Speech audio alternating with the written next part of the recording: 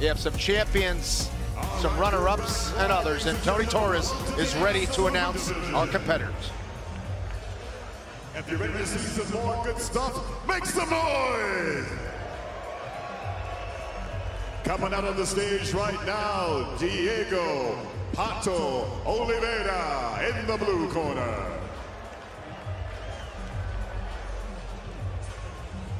And his opponent fighting in the red corner, Kaynan Duarte. This match will be on mat number 3.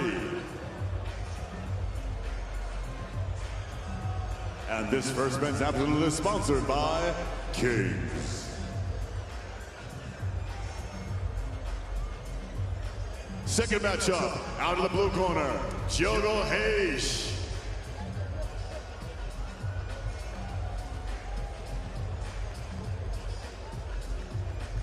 And his opponent, Declan Moody.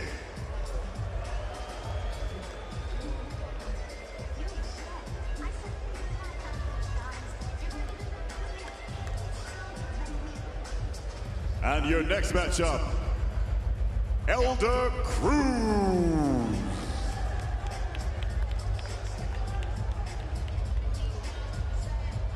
versus Mica Galvao.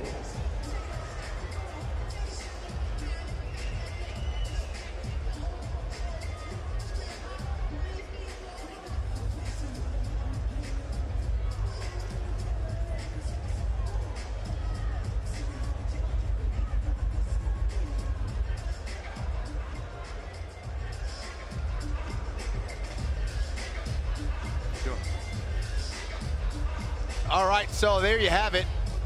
There you have it. We have our competitors.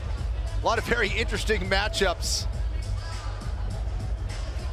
A couple teammates in there, Mica Galvao and Diogo Hayes, 2 champions representing Mica Galvao.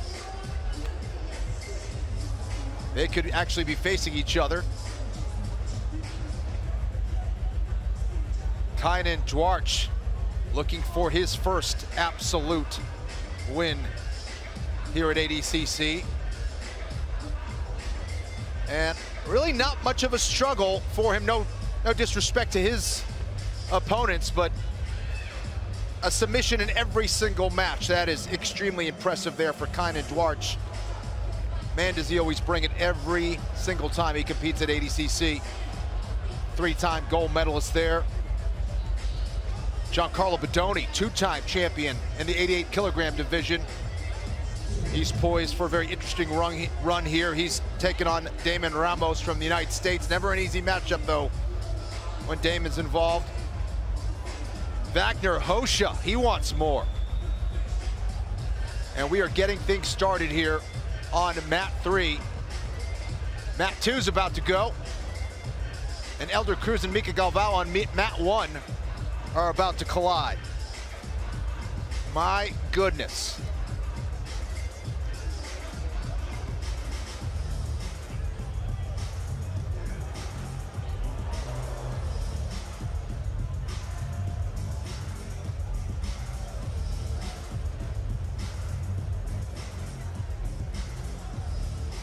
Diego Pato,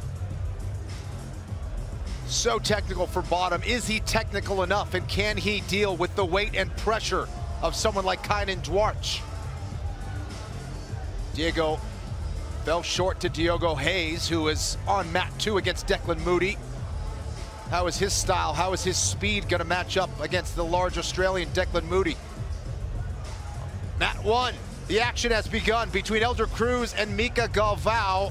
Why don't we go to the action on mat number 1? Cruz. Some tape around the left arm of Mica Galvao.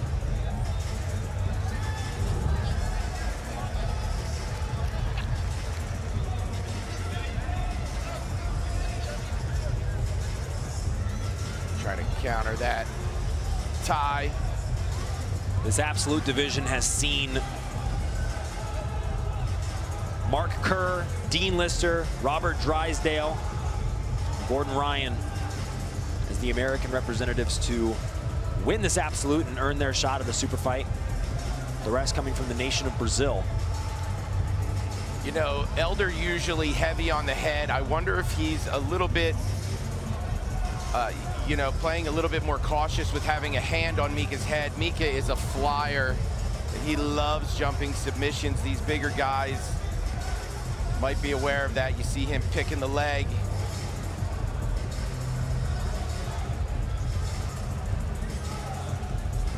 Something you really have to be worried about. You see, oh, look at this, Mica Galvao! Wow. And the recovery by Elder Cruz.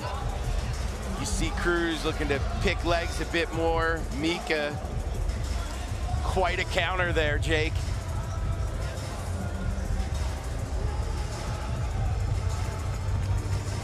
Winner of this absolute division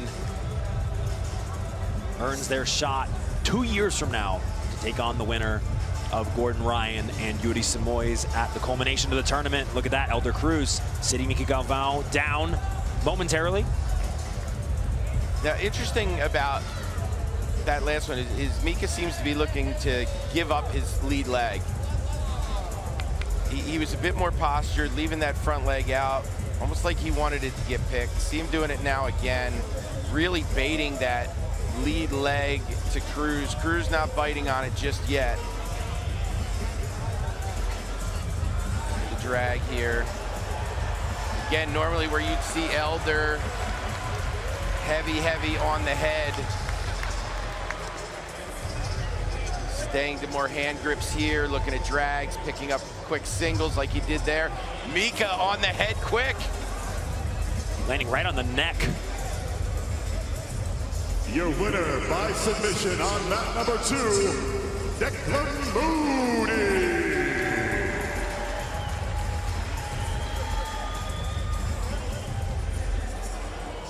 Just over 7 minutes remain here, just over 2 minutes until points kick in. Coming up on winner of this bout. Right now, I don't know if you mentioned this already, Jay. We'll take on the winner of Dante Leon and Mike Perez. Which is, that's a killer match. Dante Leon. Elder changing levels to try to pick that leg again. Mica able to stuff it.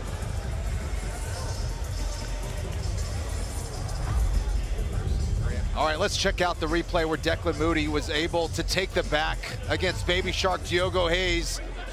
Massive weight difference, of course. Declan Moody with that size advantage. Once he gets around to the back, it's gonna be very difficult to stop that rear naked choke from happening. But how about Baby Shark throwing his hat into the ring to compete against the big boys in the absolute? Declan Moody will advance, and let's go down to mat number 1. Jumping guillotine for Galvao. He will sit, minute to go. Mica very dangerous from the bottom. His coyote guard, his ability to get over top on your arm quickly from his guarded position.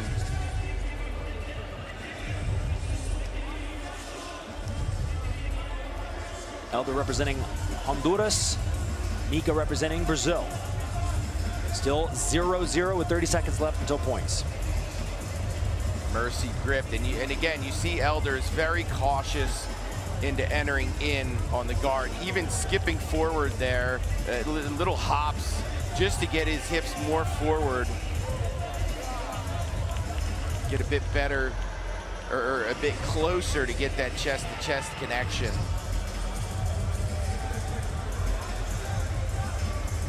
Mica will remain seated, favoring onto his left hip here. Big man from Honduras will start his flank passing. This is where Mica's dangerous. He gets a hold of an arm, those legs find their positioning quick.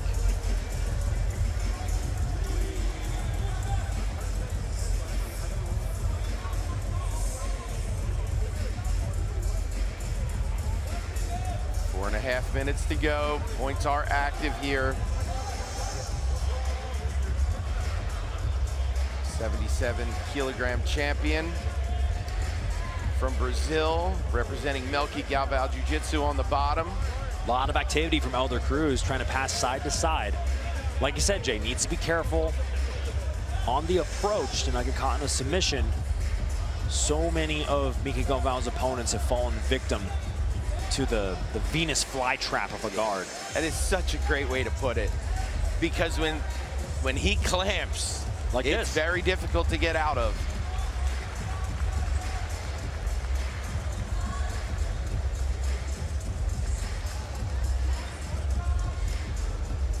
And your winner on mat number 3 by submission, Off from the bottom again, Duarte. Elder being very cautious here.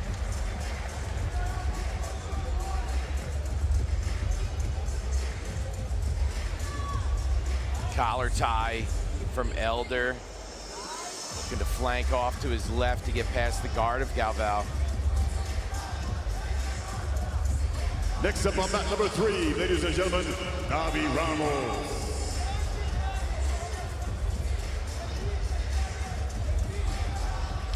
A little bit more patience on display from Elder Cruz now.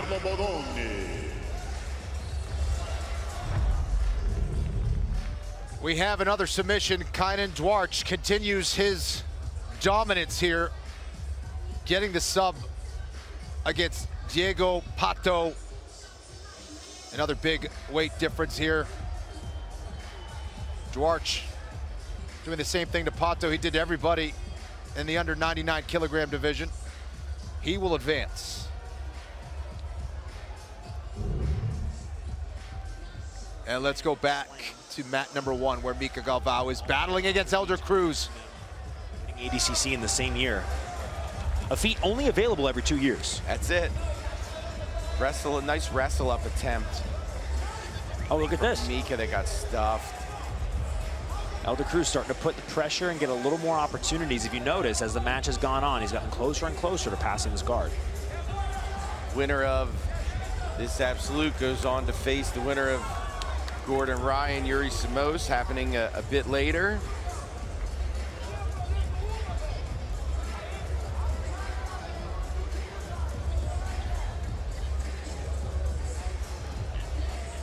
Minute 50, we're very close to overtime here, to which now it's gonna have to start on the feet. Can't pull unless you meet the criteria of successfully trying to shoot and take your opponent down. We saw earlier on in the match that Mica has had success in initiating the takedown. The ability of Elder Cruz to spring back to his feet proved problematic, but look at this. Mica Galvao going around to the back. Both hooks in, and a rear naked choke behind it. Will this be it? And that's it.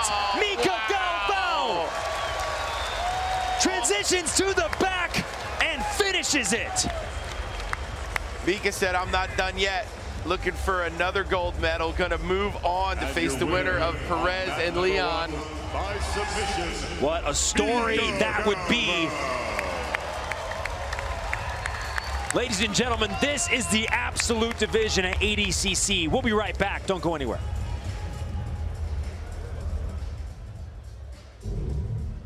Well, if you blinked, you missed it. Next up on Mica Galvao teleporting to the back of Elder Cruz, a much larger opponent. How about that? That's about as good as it gets right there. Mica Galvao, if he's on your back, he's most likely gonna finish. Just unbelievable technique and speed from the phenom from Brazil, Mica Galvao.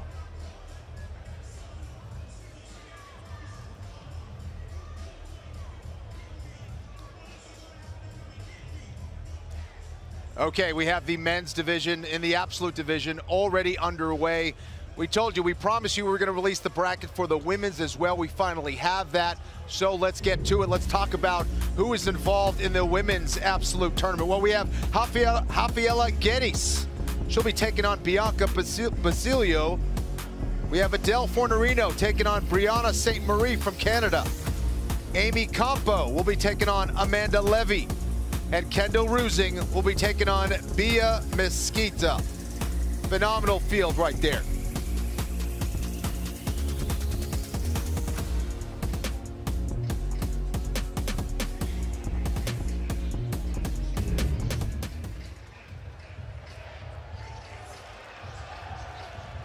All right, and we got on mat number 1, Wagner Hosha getting right back to work at 42 years old. He's taking on Fabricio Andre.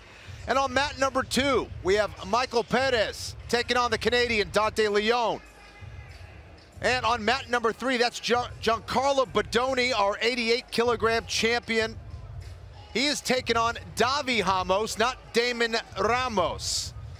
A little bit of confusion there, but Davi Ramos, excellent competitor from Brazil, is going to have to deal with that top pressure from Bodoni, now a 2-time champion in the 88-kilogram division. And let's head over to mat 1, where the veteran Wagner Hosha is turning back time, and he's taking on Brazilian Fabricio Andre. Very good success from the feet with larger opponents. Holds a victory over our 2-time champion in the 88-kilogram division, Giancarlo Bodoni, and other promotions. Yeah. There you see him trying to weigh heavy on the head of Andre. Wagner using that left arm to really pull the head down. We had talked about it earlier. It's fatiguing to constantly try and pull your posture back up with somebody hanging on the head.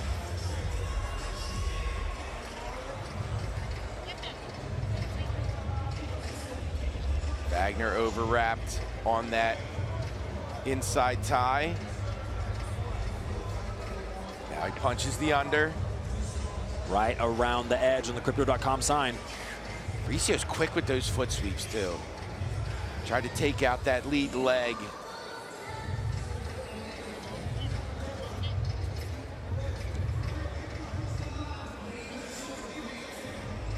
Two minutes into this 10-minute match, 3 minutes until points. Both men representing Brazil. And he lost his anklet. Winner will take on the winner of Bodoni and Davi Ramos. Both former ADCC, well, Bodoni 2-time current ADCC champion, and Davi Ramos, former champion in the 77-kilogram division. Wagner, multiple-time silver medalist, bronze medalist here at ADCC. Master of strategy. In on the shot here. Oh, look at this. Pushing forward and continuing to put the pressure on Fabricio Andre. You know, Wagner has had a very long career, very successful career in the world of jiu-jitsu. Also spent time competing in professional mixed martial arts, having a 10-year run in the UFC.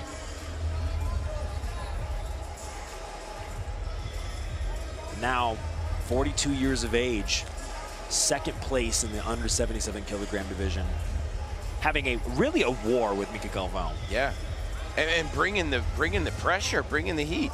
Even this match with Andre, I know Andre's you know, the smaller opponent, but he's also fast, incredibly talented from the feet.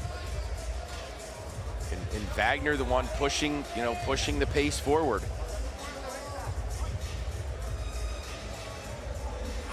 And you got to be so careful with Fabricio's foot sweeps, because even when you get a 2-on-1, you get a rush and you get onto a tie, you could be the one being the aggressor, and he's just so quick at taking your feet out from under you.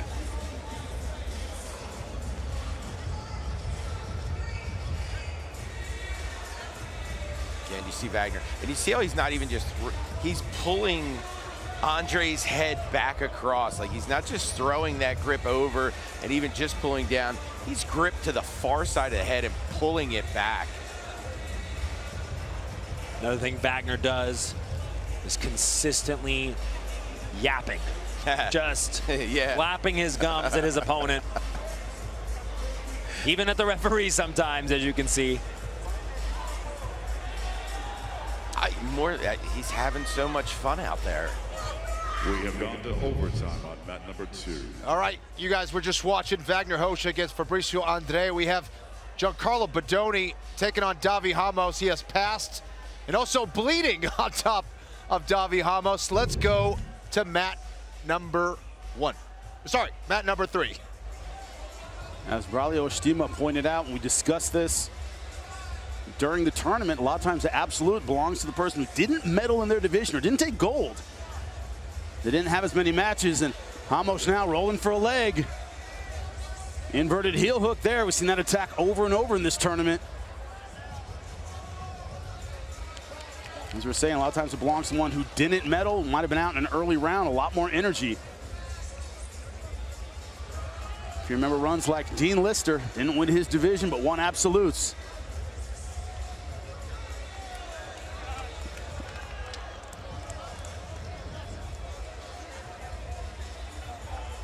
Getting some blood time here to check out the nose of Bodoni. I will eventually get that name right.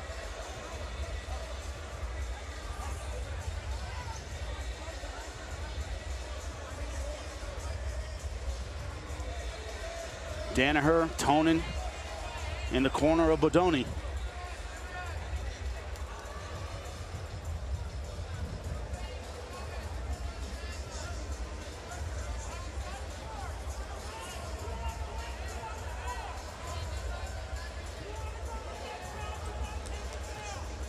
Much needed rest for Davi Ramos.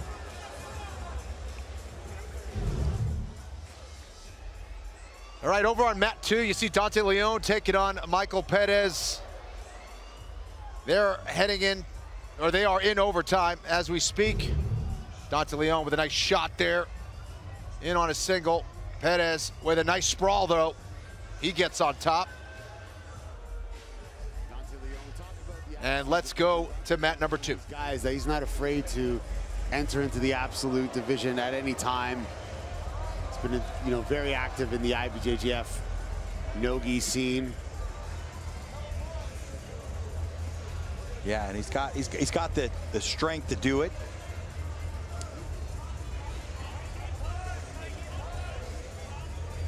So butterfly hook for Leon with the body lock. They dumped the underhooks there, but had to let that go because there's just too much distance. Trying to get in on the legs with an inversion. Perez slipping out, stepping out, unable to clear himself. It's high steps out of everything.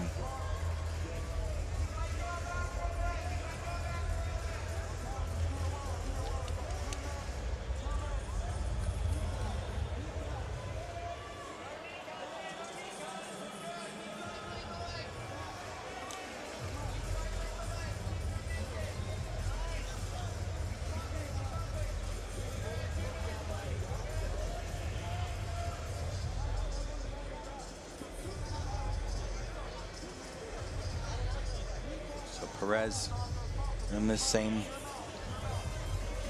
headquarters style position. Leon needs to move him up and out or pummel the right leg through or pummel the right leg over the top like that to clear that out. And you can go shin to shin.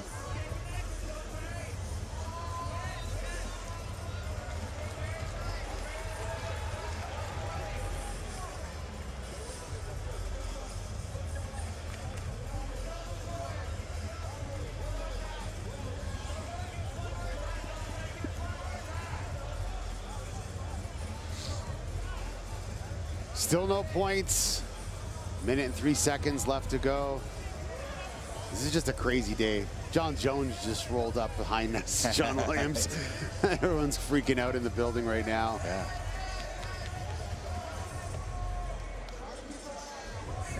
And really, this has been the story here of this match. Leon trying to get something going with the inversion.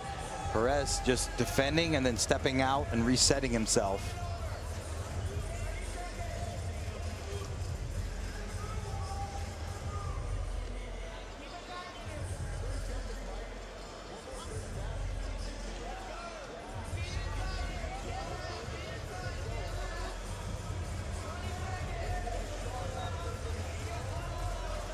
$16 seconds left.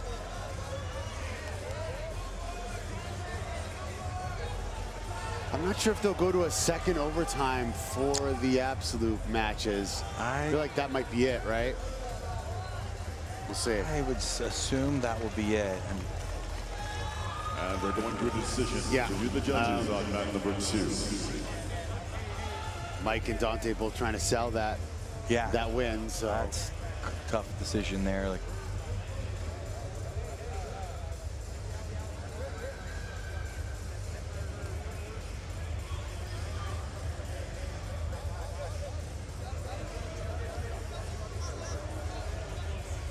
Your decision on mat number 2 by the judges, Dante Leon. And Dante Leon advances in the absolute division, defeating Mike Perez. So Dante Leon will get his rematch with Mica Galvao. All right, there's mat number 1, where Wagner Hosha is working on a back take against Fabricio Andre with just seconds to go. And they are going to head into overtime. I would love to tally all the minutes that Wagner Hosha has competing here at ADCC.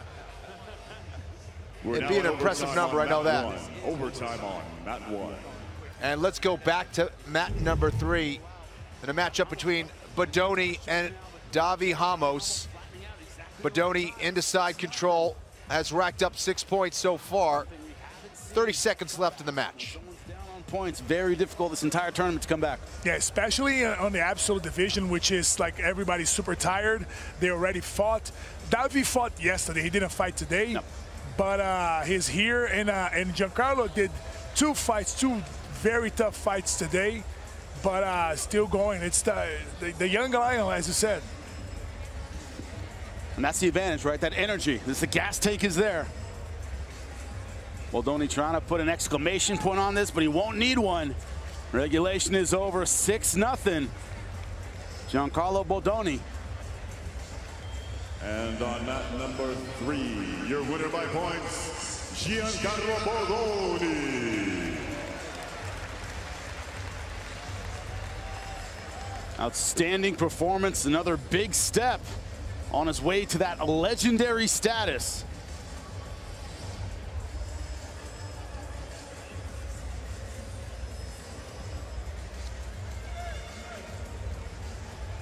This was that top pressure from the beginning. In the blue corner, Isaac Michel.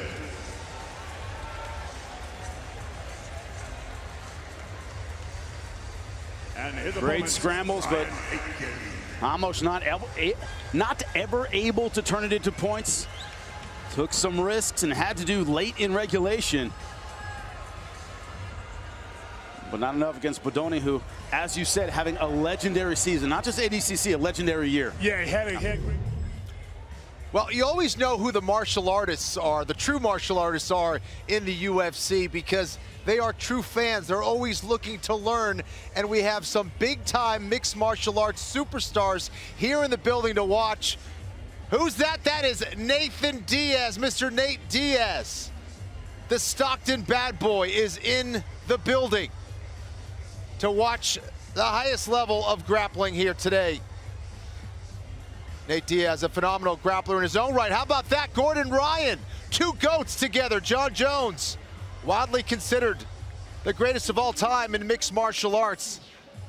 They have done some training together. John Jones always looking to learn from the best in the world. He is here in Las Vegas to check out the action here at ADCC.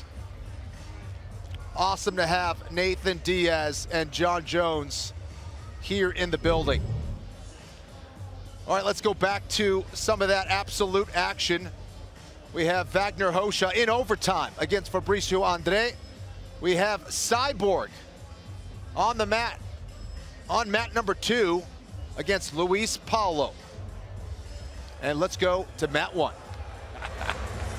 Nice sprawl by the referee. They'll move back to our mat. We'll see where they're going to give him the restart. Just a clear restart. Another great attempt on the leg, or on the single leg from Rocha.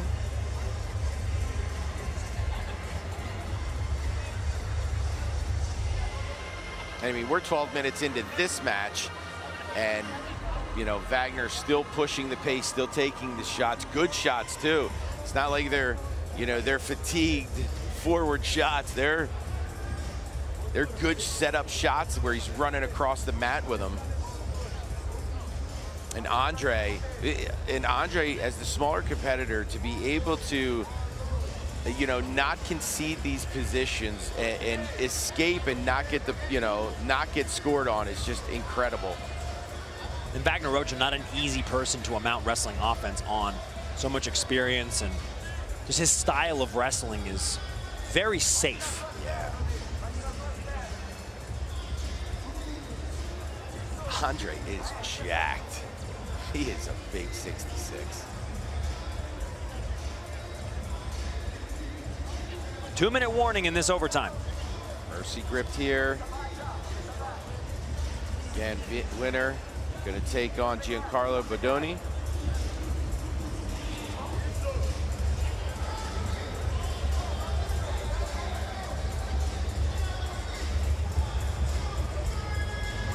And control by Rocha.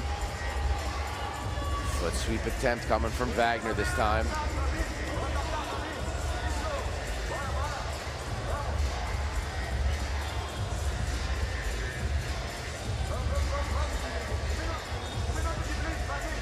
And they're talking to each other for sure out there.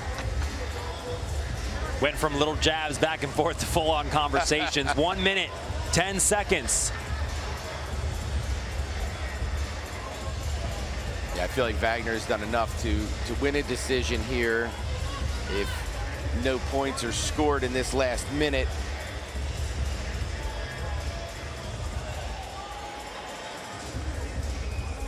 And it wasn't for lack of attempts by Andre, just again, not safe to be shooting forward on Wagner where he can sprawl on you.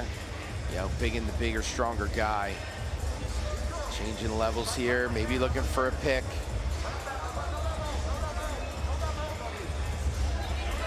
Look like Fabricio Andres looking very briefly for a duck under, and then you see it again. Now a little bit of an aggression.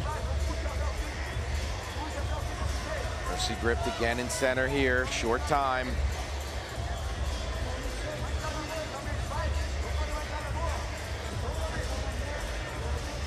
And we are gonna get a judge's decision. No chance of them scoring any kind of points with this time left. So if I had to guess, I'm gonna say Wagner is gonna move on to face Bodoni, but today that is not my role. So let's kick it to the judges.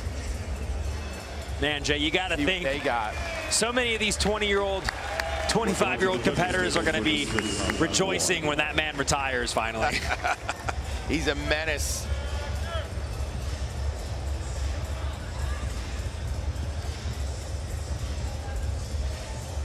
Here's the decision. By decision on map number 1, Wagner.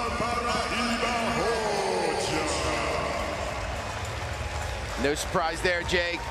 VRMA's Wagner Rocha moving on to face Giancarlo Bodoni in the quarterfinals. I'm so excited to see what match we get next. It's going to be a barn burner. Don't go anywhere, ladies and gentlemen. We'll be right back.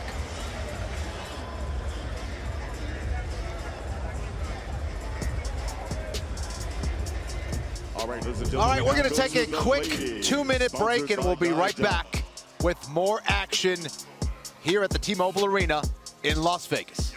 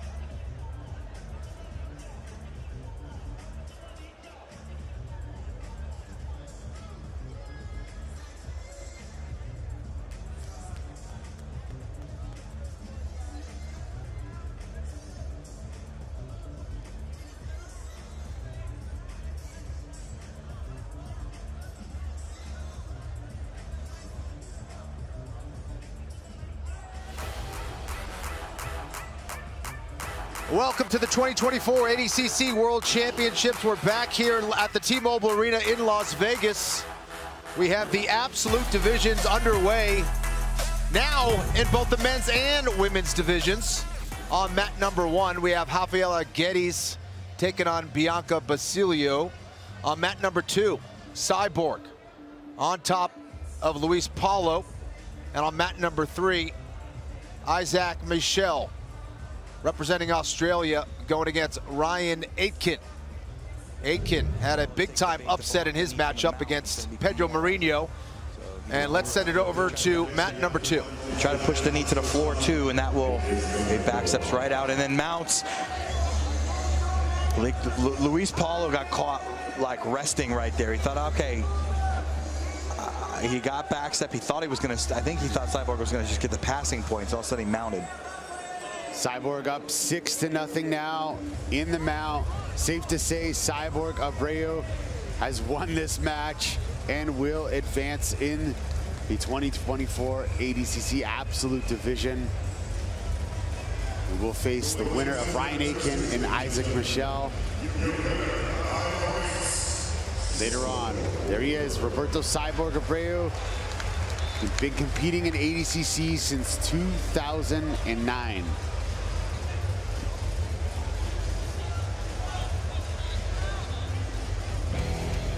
Take a look at the Cyborg able to defend the leg entanglement, work to the back. Got Luis Paulo back to the mat, and that's where the passing sequence really began. That's where he was able to. And her opponent, Adele Fornarino. All right, we have another women's matchup. There's Adele Fornarino, our under 55 kilogram champion. Man, has she been on fire. She'll be taking on the Canadian Brianna Ste-Marie.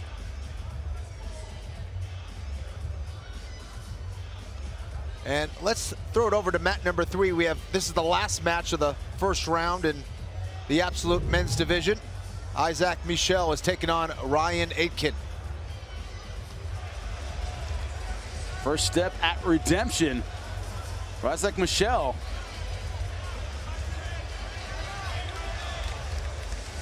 And he's got the back. 25 seconds to go. Working on that sub. Yeah, can hunt for the rear naked if he wants to, but he knows it's his.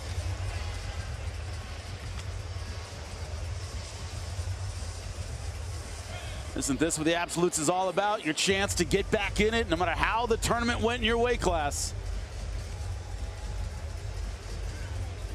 Michel, a tribute to that philosophy, as he is victorious against another 88 kilogram fighter in round number 1. Ladies and gentlemen, you are on number 3 by points. From down under, Isaac Michel.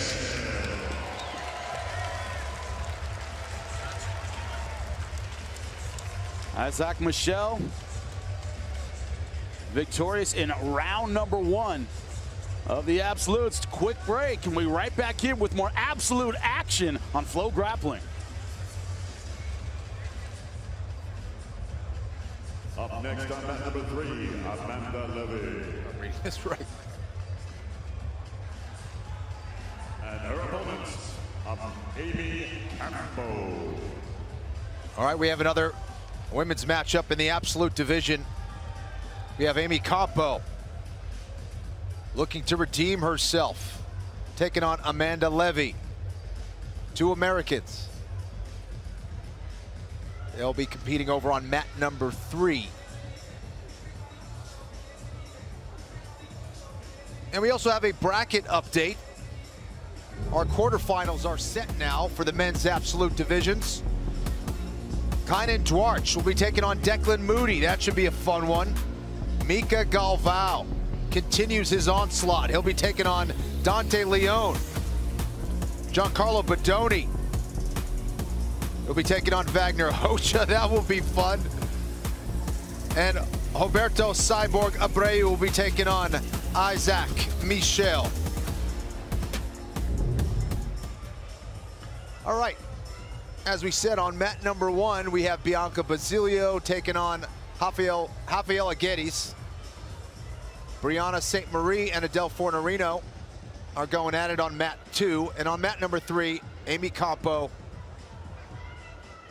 is taking on Amanda Levy. And let's toss it down to mat number 2. On her right side.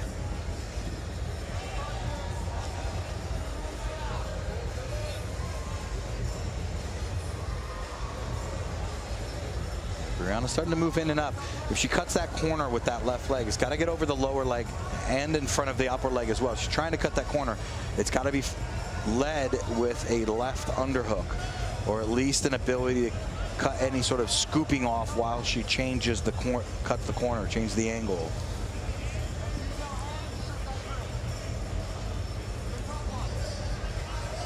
That far side there, an important battle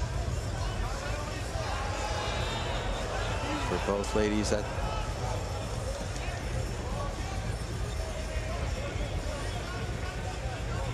Adele creeping over, creeping that leg across deeper and deeper. So let's see if she elects to go underneath and scoop again.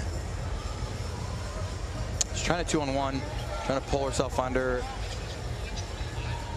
Looks to me like she wants to scoop the right leg and then throw the left leg all the way over, or roll to her knees if she can lock that Z guard tight enough and try to invert.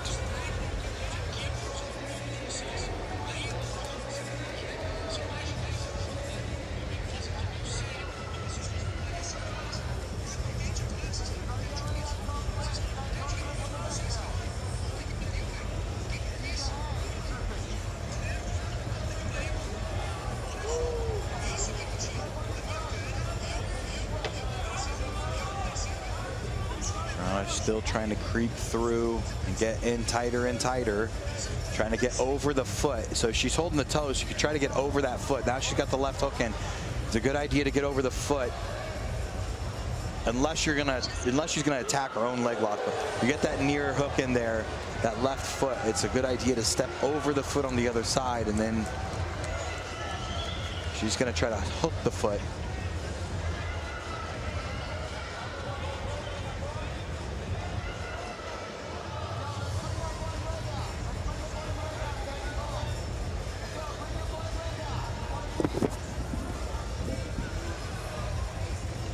So again, she's threaded her left hook in, which is a good idea if someone's trying to scoop your legs. A great idea, but you got to step over the other foot. You got to step over that other foot on her right side to be able to start passing that opposite direction.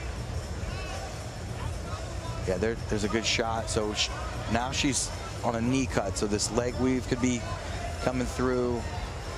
Thinking about a toe hold, probably. She may threaten a toe hold there, just to have Adele straighten the leg. It's possible. And there, she's starting to cut that corner with that bottom knee, and that lets the bottom knee block Adele's bottom leg. So, but again, she's got to contend with the shin, that knee shield that's blocking the hip. Close guard. Now we've seen how aggressive Adele's close guard can be. So inside ties is necessary for Brianna. She's got one arm in, one arm out. It's not a bad idea to pummel both arm underneath. Does the arm lock on this? Yep, on the arm lock on this side, on Brianna's right arm, can come out of nowhere because she's got a collar tie. Adele has an that right arm is very vulnerable right now for.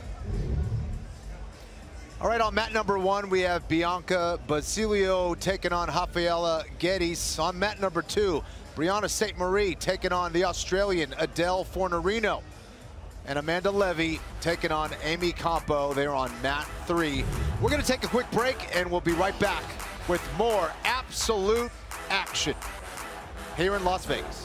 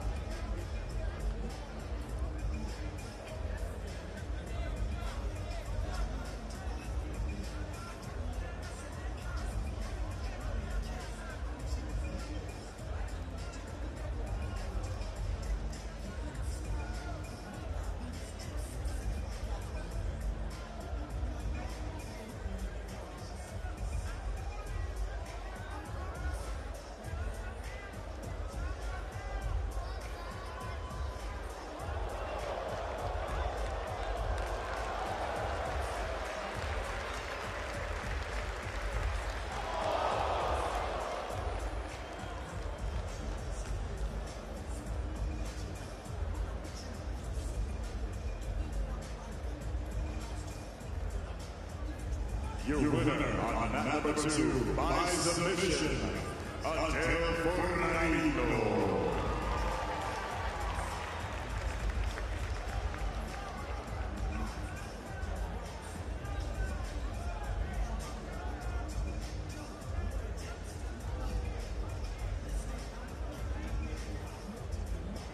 Coming to mat 2 right now, ladies and gentlemen, Bia Mesquita.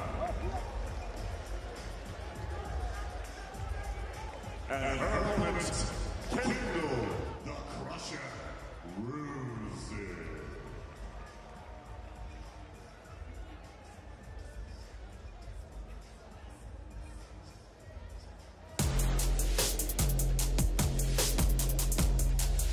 It's hard to think about anything but ADCC Worlds right now, but I'm also excited to announce that the next Who's Number 1 is coming up right around the corner.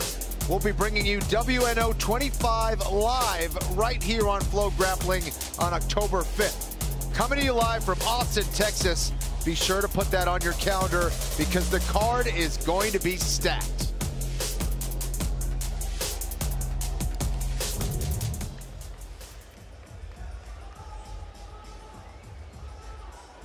All right, on mat number 1, we have a winner between Bianca Basilio and Rafaela Guedes. And on mat number 2, on mat number 1, by points, Rafaela Guedes. And there's Rafaela Guedes with the official announcement. They're getting the win and advancing to the absolute semifinals. Amy Campo trying to work around the half guard of Amanda Levy. Ladies and gentlemen, we now There's that patented top pressure. These are the quarterfinals of the Absolute, sponsored by King. And let's take a look at Adele Fornarino, who has been an absolute menace on the mats all weekend. Just hunting submissions from everywhere. Beautiful Choi bar. Brianna Ste-Marie has no other choice but to tap Adele Fornarino. The 55-kilogram champ isn't done yet. And his opponent, Declan Moody. We have a great match there between Bia Mesquita and Kendall Rusing over on mat number 2.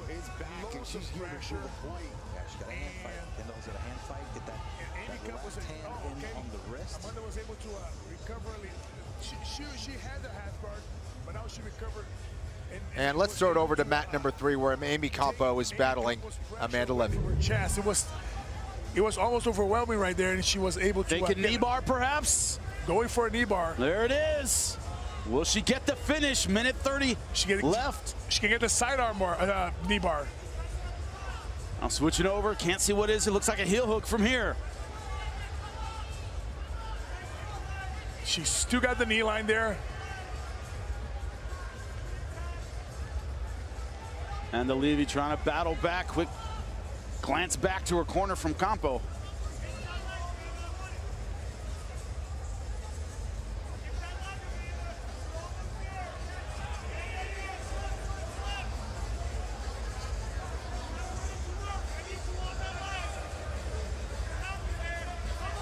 Amanda Levy, can she get that sweep?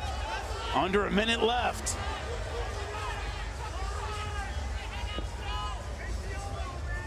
And a match is losing 2-0. Beautiful transition to the back, one hook in. Now thinking rear naked choke. And back to half guard. 30 seconds left. Is there enough in the gas tank for one more scramble from Levy? Looks like Amy Campo is going to be able to hold on.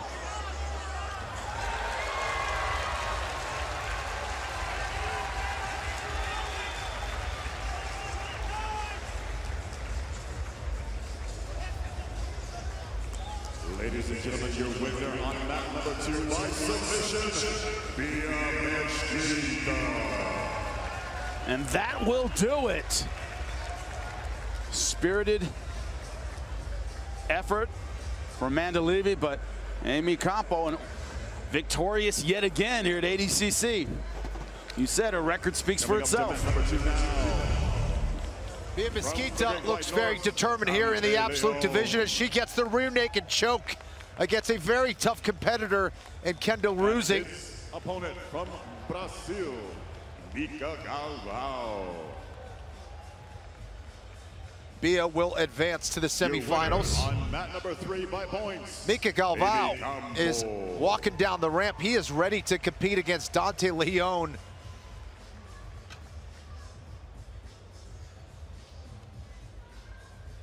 That should be a fun one. 277-kilogram competitors going at it. And Kaynan Duarte and Declan Moody over on mat number 1.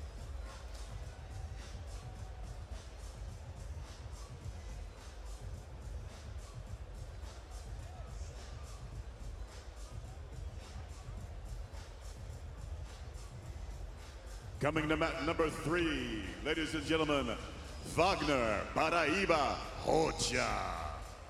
Wagner Rocha coming out for more mat time. And his opponent, he'll be taking on Giancarlo Bodoni. This should be a fantastic matchup. Can't wait for that one. Your winner by submission on mat number 1. Kaynan on mat Duarte. number 1, Kaynan Duarte. How dominant is this man? There he is hitting that arm in guillotine. One of his patented submissions, doing it from the top of half guard against Declan Moody, a very talented Australian grappler. But Duarte continues to take names all weekend.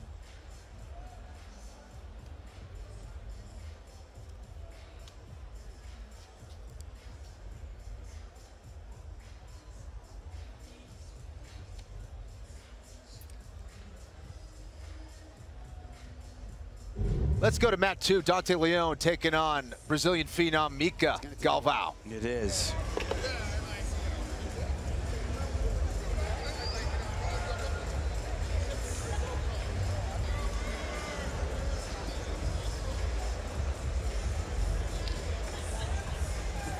Mica with the foot sweep attempt. Off that collar tie. So there's that ankle pick again, and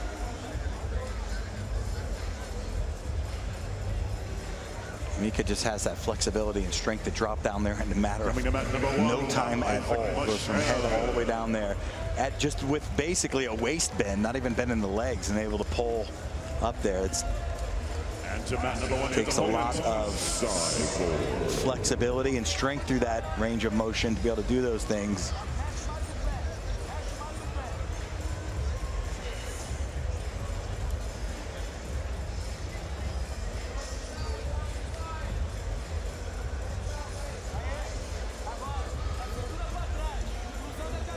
Eight minutes, 45 seconds left in this match.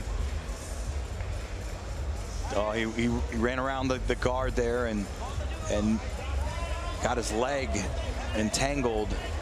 Dante's got a bite on that ankle. He got it. Oh my gosh! Dante Leon just submitted Mica Galvao. And that I don't know if that's the same ankle that was busted up really badly. I have no idea, but. And your winner by submission on mat number 2. Dante wanted this rematch. He's been chomping at the bit for years. Not only did he get the win finally, but he gets it with authority, with the submission over the young man from Manaus, Dante Leon. Just changed this whole terrain, this whole momentum of this bracket. This is crazy. This is the tournament of upsets. So you'll see he tries to slide through with that right arm going down to the bottom hip, but you see the leg right there? Dante Leon collected that leg and pulled it into the straight footlock, and then just went hard on that straight footlock, and Mica's leg got caught, and you know he was in a nasty leg lock in the pans. I believe it was the pans, and busted up his foot very, very badly. Yeah, that took him out of a Who's Number 1 match, and You know, that was a serious. I saw pictures of his ankle after. It was huge. So I don't know if it was serious the same injury. Ankle. Well, on mat number 1, we have Isaac Michel against Roberto Cyborg Abreu. And on mat number 3, we have Giancarlo Bodoni trying to work to try to take the back of Wagner Rocha. These two men have been all over the mats all weekend. Both phenomenal performances from both men. Giancarlo Bodoni, our champion at 88 kilograms, and Wagner Rocha, the runner-up at 77.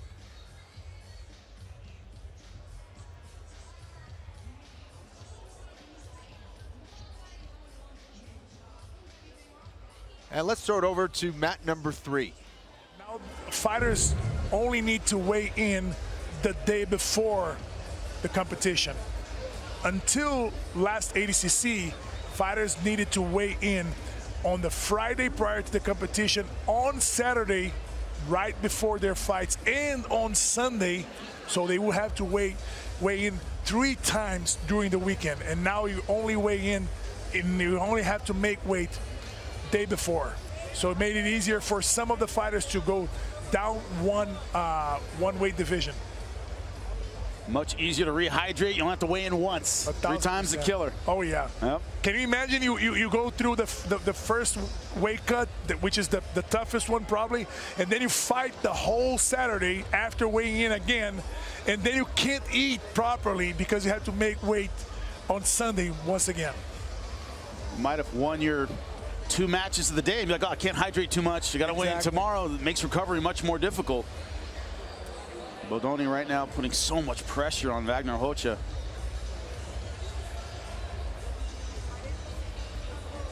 Threatening, of course, you turn to the left, arm triangle, Katakatami's there, you turn the other way, you give up your back. It's pick your poison here. Yeah, it's a lose-lose situation right there. Rocha wisely kind of staying on his side and waiting for the opportunity as we're 25 seconds away from points.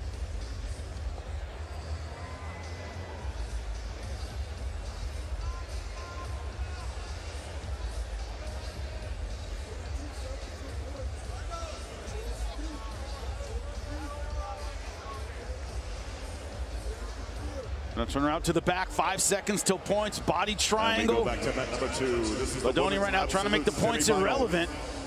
Hunting for that rear naked. We are now in points. Adele Fornarino. Going to the body triangle again. That is 3 points. And her opponent, Brianna Ste-Marie. It's exactly where you don't want to be early on in the point section of the match. It's down 3-0. Yeah, that's definitely a tough spot to be for Wagner right now. And with the weight advantage for Bodoni, it gets even worse when he comes on top like that.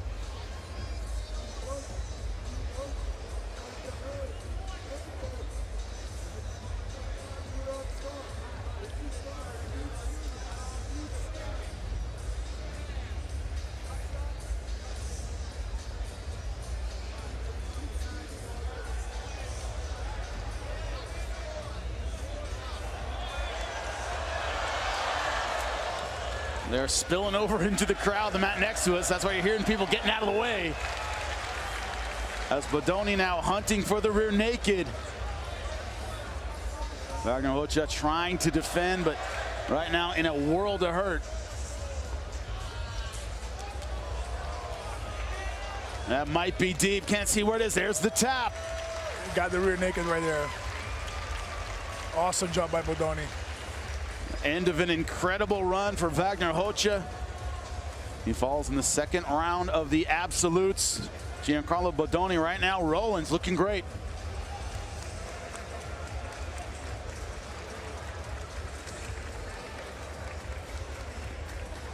Ladies and gentlemen, your winner on mat number 3.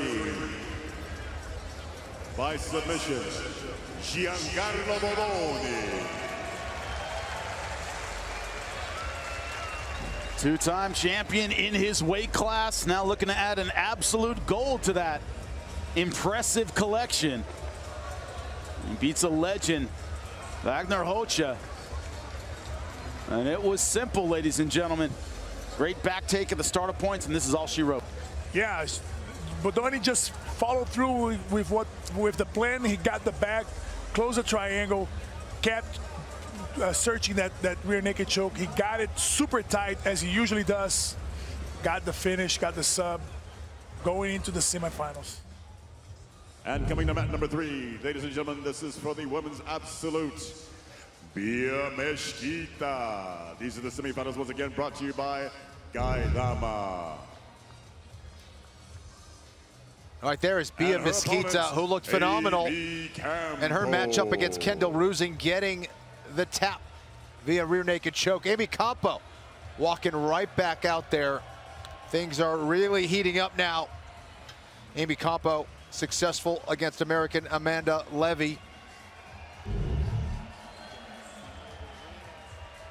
And on mat one, ladies and gentlemen of the house, things are getting very interesting there between Isaac Michel and Cyborg. They've been on the feet for the majority of this matchup, looking for takedowns back and forth. Adele Fornarino trying to prove that technique can defeat strength and size. Already successful in her matchup against Brianna Ste-Marie. And let's send it over to mat number 2. Yeah, I think she. Yeah. Both very aggressive competitors, but aggressive in different ways. Yeah, Rafaela, right. Very physical, you know, very aggressive in the takedowns and passing, and Adele just very aggressive with her submissions.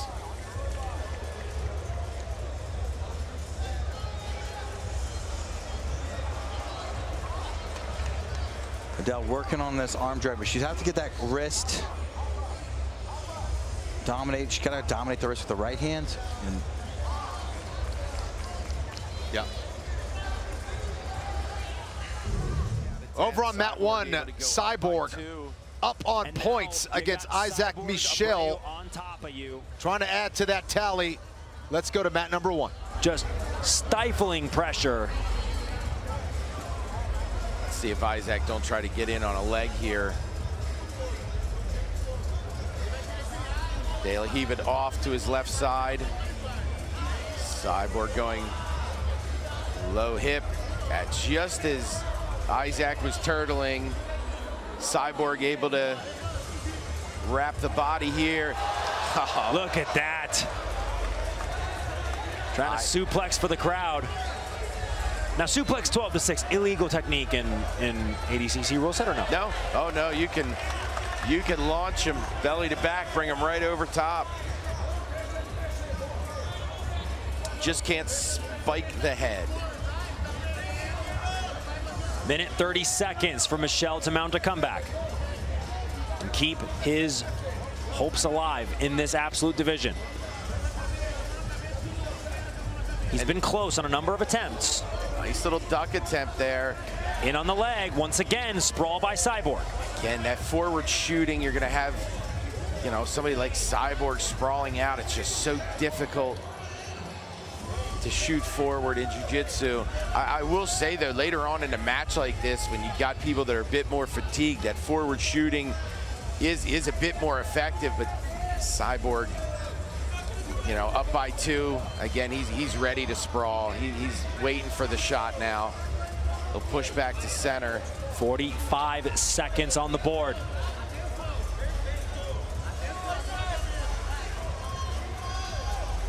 On the foot sweep again. You're gonna let him play real close to this out of bounds here. Especially with Isaac being the aggressor right now. Okay, he'll turn back, go to center. 30 seconds to go. Faking out of Isaac Michel, trying to empty the gas tank here. Chest wrap. Sit out by Michel.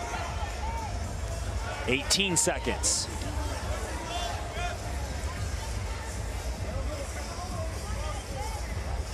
Yeah, short time. If Cyborg even wanted, he could go ahead and just allow his warnings to kick in. Almost to the back on this counter.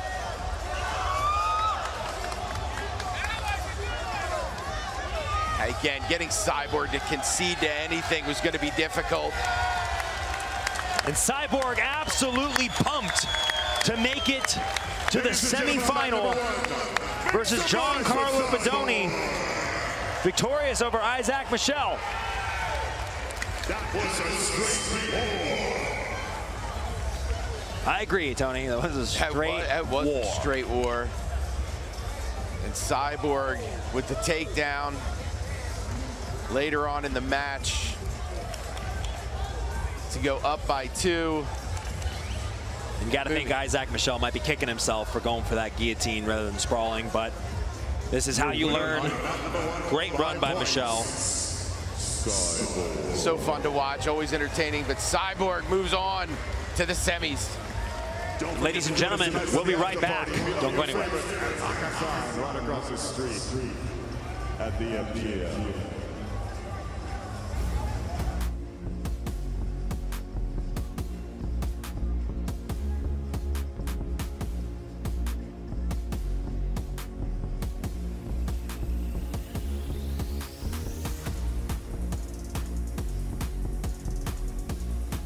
Next we go to the men's absolute semis, sponsored by Kings.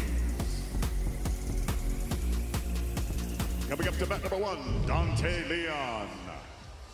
All right, our next matchup, Kaynan Duarte. 6 matches, 6 submissions over the weekend. And his opponent, Dante Leon, Kaynan is walking out Duarte. right now on the ramp. He's not doing too shabby either, getting a submission over Brazilian phenom Mica Galvao, a nasty footlock. Can he pull that off against Kaynan Duarte, though? The Brazilian has been red hot. And we have a great semifinal set. Kaynan Duarte taking on Dante Leon that we just talked about. Giancarlo Bodoni will take it on Cyborg. I feel like we should be calling Giancarlo Zamboni. The guy's been running over everybody. What a final it would be if it was Bodoni versus Duarte. Either way, some great competition. Could we be seeing some upsets? Could it be Cyborg? Could Dante Leon continue his run? All right, on mat number 2, we have Adele Fornarino from Australia taking on the Brazilian Rafaela Guedes. And on mat number 3, Bia Mesquita, the legend from Brazil, taking on champion from 2022, Amy Campo.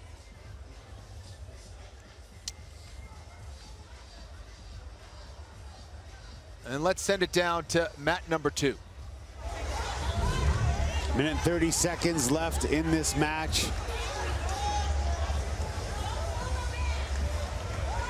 Del.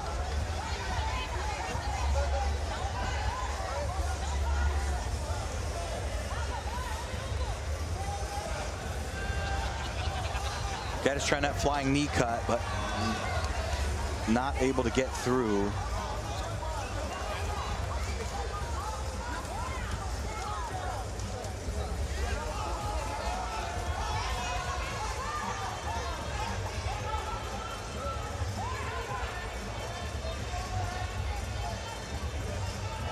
Just little time left here.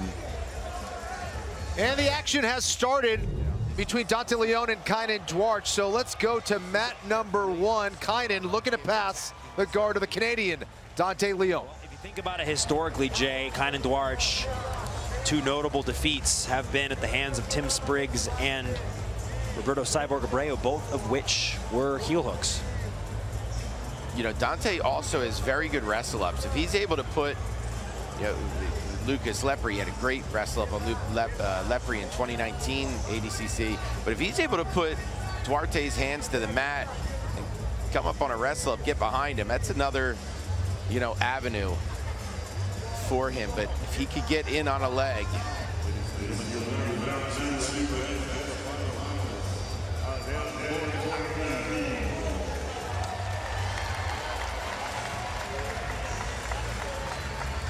Heavy pressure from split squat for Duarte.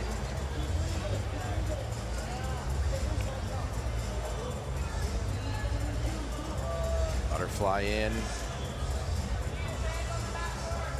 Shelves the leg across the far hip. He does not want that leg to creep across there. And that's what's going to allow him to flatten Leon out and get chest to chest. Dante Leon, 2022 bronze medalist. How about Adele Fornarino, the 55-kilogram champion, getting it done against Rafaela Guedes.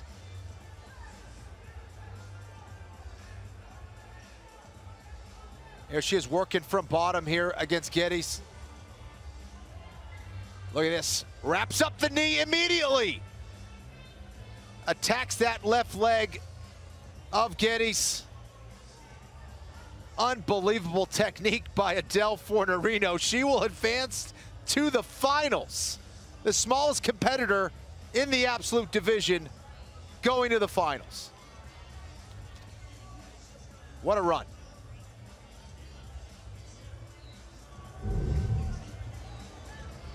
And we have Dante Leon working on bottom and half guard against Kaynan Duarte.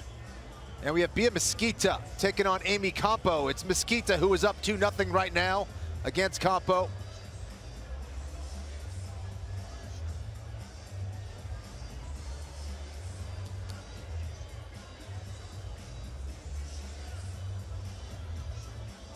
Kaynan has done a lot of damage from this top position all tournament long. His takedowns have been on point. His submissions have really been on point. As we mentioned, 6 matches, 6 submissions. He's looking to try to make it 7. Not gonna be easy against Dante Leon though. He's coming in here relatively fresh and confident as well, coming off a submission against Mica Galvao.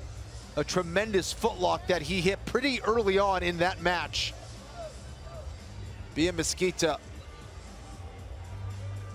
not so happy with her performance in her division. She's looking for revenge here against Campo, a gold medalist in 2022. Bia looking very strong here in the absolute though. Could it be Mesquita Fornarino in the final? Duarte starting to inch his way forward now, getting a little bit closer to a pass. Dante Leon trying to keep those arms in tight, trying to take away that space between armpit and hip. Duarte, though, really starting to put some pressure on the jaw of Dante Leon. Maybe Campo looking for a sweep here against Mesquita. Mesquita is not having it. 15 seconds to go. Campo versus Mesquita. Campo looking for a setup. Mesquita on top of it. Excellent positioning there by the Brazilian. Campo has that underhook. She can't do anything about it. Mesquita will get the win. She will advance to the final against the Australian, the smallest competitor in the absolute division, Adele Fornarino, who continues her onslaught with submission after submission.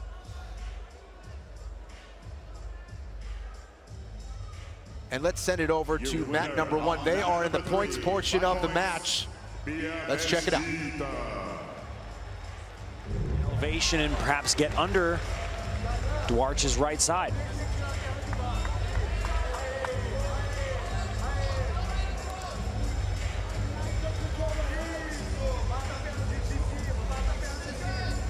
Well, look at this.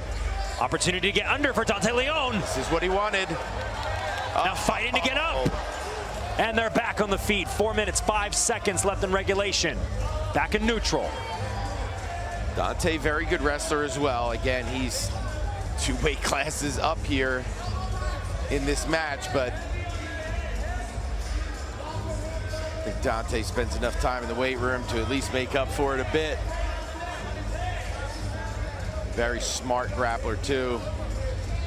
Duarte, incredibly hard to score on in this rule set. In on the shot, trying to drive through Duarte. Tight on that front head, able to sprawl it out. Duarte in on the shot. Has the single. Look at that. Pulls the hips in. Gets the takedown. That's going to be 2 points for Duarte. Solid takedown from Kaynan.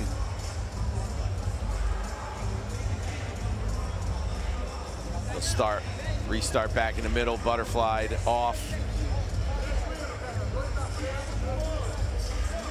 Better spot to be than half guard.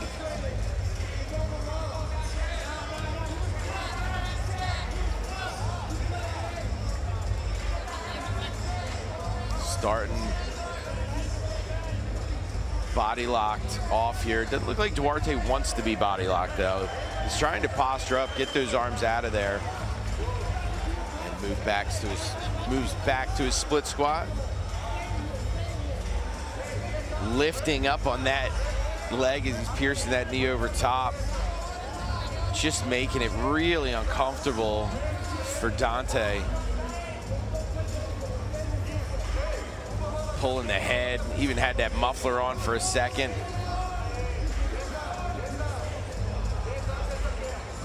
See Leon trying to elevate him, but whew, with Duarte holding that ankle, he's kind of taking away the ability to elevate that leg. Reconnects. 2:20 to go. Duarte up by 2.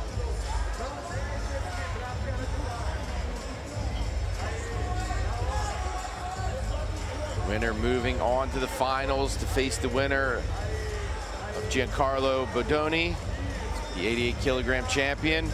2 minutes. Or the minus 99 kilogram bronze medalist, Cyborg Abreu.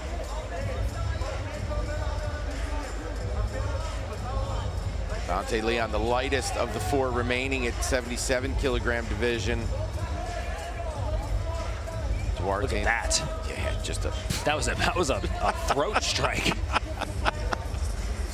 Now big opportunity for Kaynan Duarte to settle into a position that might drain the rest of the time. Chest to chest from half guard. He's got heavy shoulder pressure.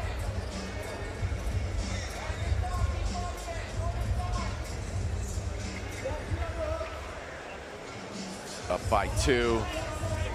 And again, if he still has 2 warnings to go, you know, before negatives, he can kind of coast here if he wants to preserve some energy for the finals. Women's final going to be Adele Fornarino and Bia Mesquita. Dante Leon's got 40 seconds to mount this 2-point comeback and at the very least send this to overtime.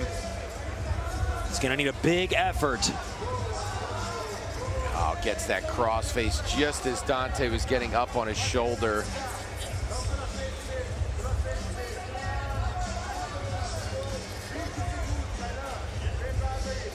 Flattened out here, 15 seconds to go. Again, Duarte could just kind of hold position, not get turned over. Yeah, Leon working his way up to an elbow, building some height here, trying to wrestle across, not going to be enough time. And Kaynan Duarte is going to move on to the absolute final. He'll take on the winner of Giancarlo Bodoni and Roberto Cyborg Abreu.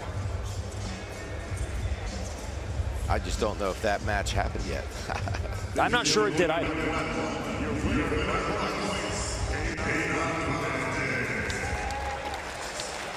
But Kaynan Duarte gets it done. Ladies and gentlemen, we will be back. Don't go anywhere. This is ADCC.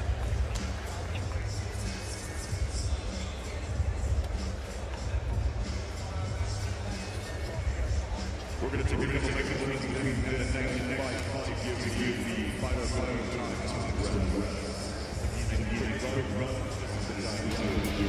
Don't forget, I'm going to keep saying this like a broken record. After party tonight in Pakistan across the street at MGM Grand. Kaynan Duarte doing what Kaynan Duarte does best, and that is win. Not without a little bit of a struggle, though, against the 77 kilogram competitor, Dante Leon. A respectable showing there from Dante, but Kaynan Duarte, just too much. Too much size, too much pressure, too much experience, too much skill there for Kaynan Duarte, who continues to advance. And speaking of which, we have the finals that are set in the women's absolute division. And I think the story of this is really Adele Fornarino. She advances. She is the smallest competitor in the division. Bia Mesquita, the legend from Brazil, she will advance as well. She has looked phenomenal. But Adele Fornarino, 55-kilogram champ, continues her submission hunt here in the absolute division as well. She was able to do it to Bianca Basilio. She was able to do it against Rafaela Guedes, and she was able to advance against Bia Mesquita in the final. We are going to take a break, and let's take a look at that submission from Fornarino against Rafaela Guedes. There's one against Basilio. Just a nasty, twisted arm lock. Very similar to a paintbrush. They call it the mirror lock. And we will be right back after this break.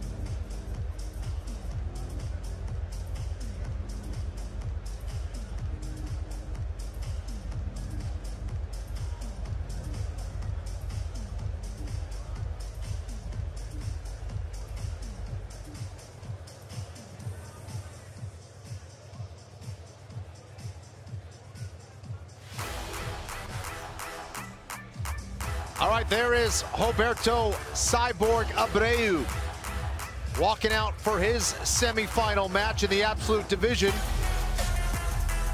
He'll be taking on the 88-kilogram champion, the two-time champion, I should say, Giancarlo Bodoni. And let's check out that action over on mat 2. To the finals.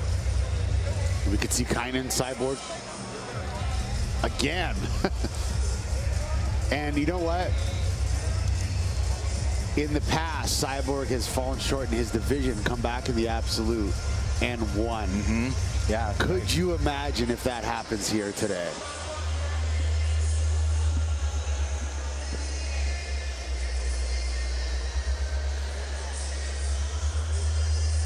Cyborg on top, looking to pass the half guard of Giancarlo Bodoni. Bodoni on this near arm, looking for that. He's looking to try to get establish a 2-on-1, with 2 hands on the wrist, but Cyborg's doing a good job of hand fighting and keeps peeling him off.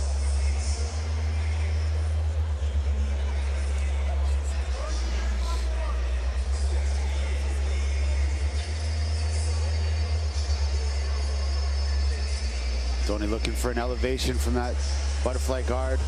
Look at the hip switch.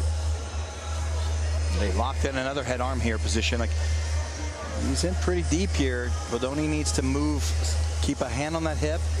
There he's able to get rid of the cross face, and now he's have to dominate that wrist and bring that right knee back through. He's not done. He's got to get that. He's omoplata triangle territory here for Bodoni. That left leg's got to creep up higher. Now Cyborg's on it, so.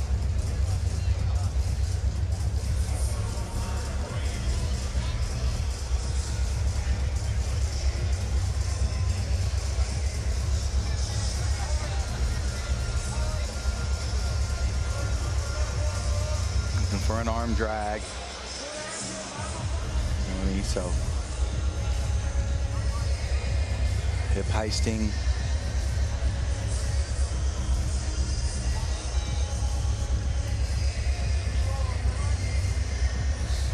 .638 left in this match. Cyborg passes the knee there. Looking to get chest to chest. Bodoni recovering and back stepping out. Cyborg with the little pin. Look at the movement of Cyborg. Beautiful. Yeah.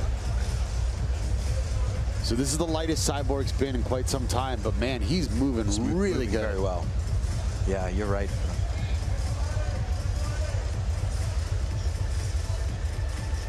Right now, Bodoni's been showing a lot of arm drags. I don't know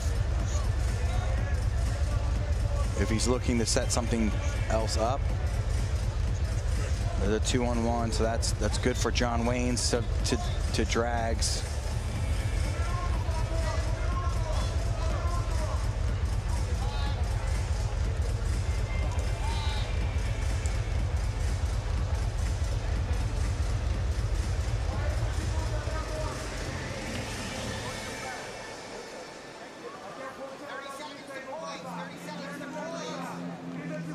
Less than 30 seconds and points will start to count here in this absolute matchup.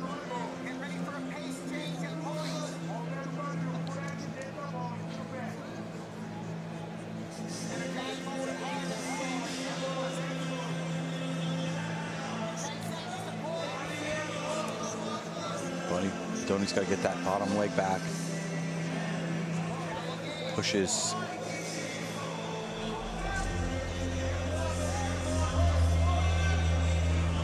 So now we're in points here. I like that foot on the hip that Bodoni had. I like because it forces Cyborg to push it down and off, and that's a chance to get a grip, an arm drag or just a wrist grip, but it gives you access to the wrist if you want it.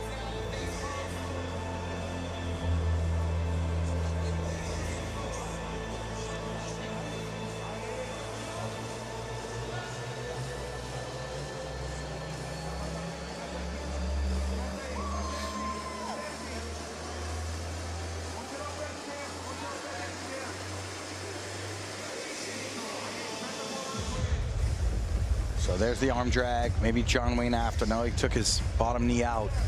That's a very good combination on that far side like that. Is try an arm drag, then when they pull their weight back or drive their shoulder in, you look for the John Wayne follow-up just to help balance the opponent. So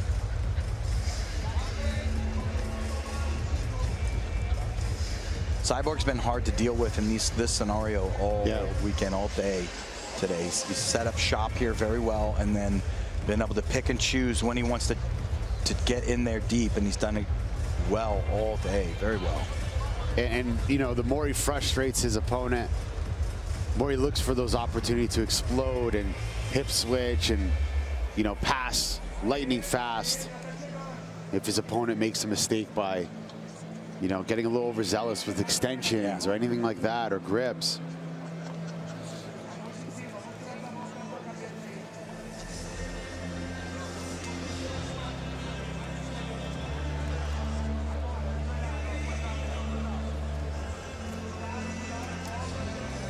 Trying to invert now. Cyborg just throwing the leg over. Bodoni in on a single now. Yeah, let's see if he can get that pulled in. He does get it pulled up and in.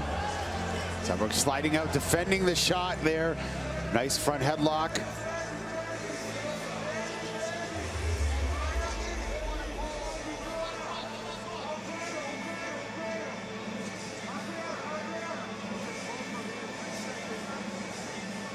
Front headlock here for Cyborg. Looking to hit a go behind. Lots of stuff he can do here. Go behind. If Bodoni posts that leg, you might cradle him. Yeah, like that.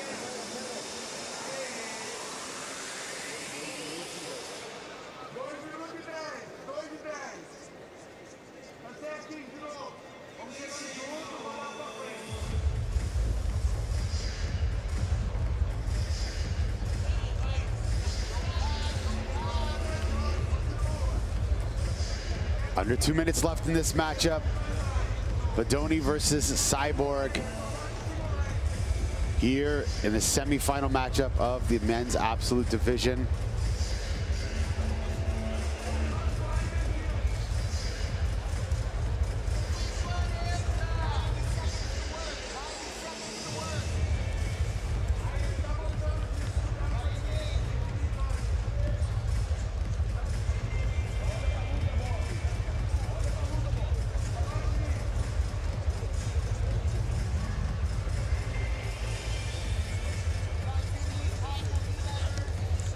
That was a nice little push out on that leg to get movement going. It also drops the head down.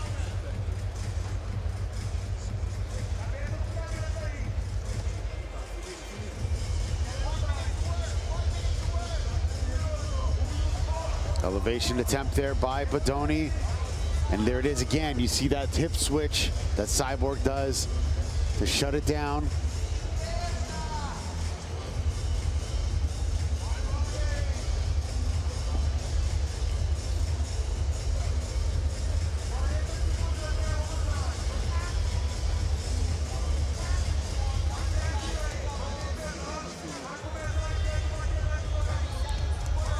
That's 30 seconds to go.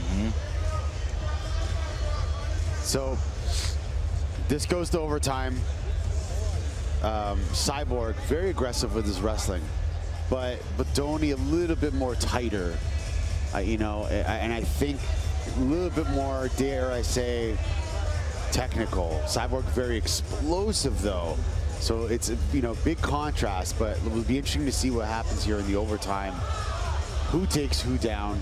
Yeah. Who elects to sit? You know, and maybe go for that negative, thinking that they can sweep, but I don't think that's going to happen. I think we're going to see takedown attempts. I think, you know, Bodoni has shown amazing technique, but man, Cyborg, it feels like he's on this mission for this absolute gold. Yeah, he certainly is. He could pull it off.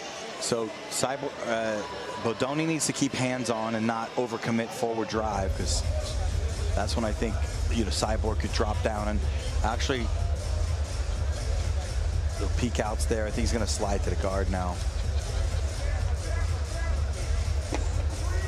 But I was about to say that I don't think that's a bad idea for Bodoni to actually get very active and start working on singles and things like this. But now he's stuck in the front headlock, which is not good. So, because if you post that leg, which is what you need to do to sit to the guard after you free the grip, that's what brought about that near cradle. Cyborg getting in a really nice front headlock position here. This will strangle you. There's a cradle, but he'll be able to sit that a guard there, Bodoni, and then the right foot gets to the hip. Bodoni back on the feet. He says, hey, let's go on the feet. So elects not to stay back on the ground.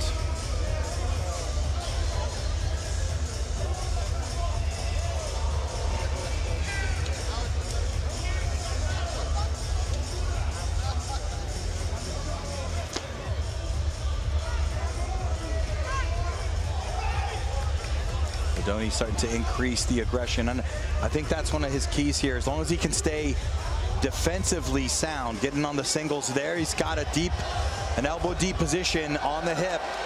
He can't run too far forward now and get thrown like that. So Cyborg on the arm drag, some big breaths. Yeah, I was just going to say, it looks like he's sucking wind there. Yep, I think those singles and the doubles are a good approach. I think Bodoni needs probably one more really to start to make a big difference in the eyes of the judges. Yep. Drew him in, up and over. Bodoni gets Cyborg down. Cyborg back to his feet. Now, can't get too excited and overdrive there, though. Even though that was not a score, it was this good, quote-unquote, score for the eyes of the referee. Yeah. Now, Bodoni can't also stay there either. He's got to drive up. Slide. He chooses to slide to the guard. He might be happy playing guard the rest of the time.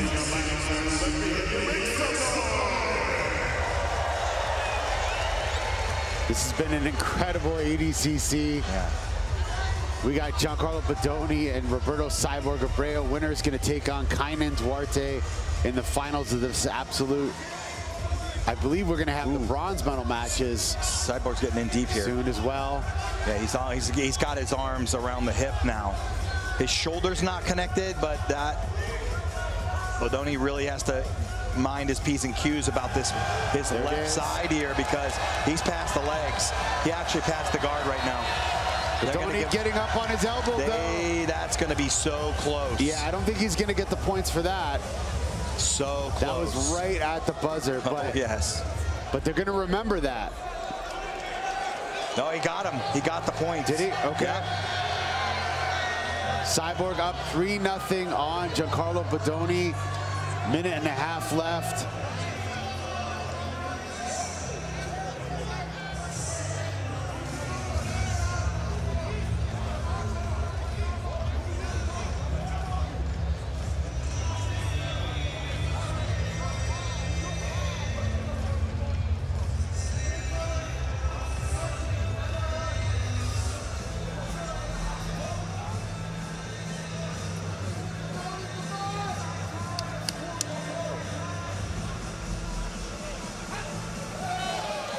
Bodoni, in my opinion, he's got to get up. Yeah.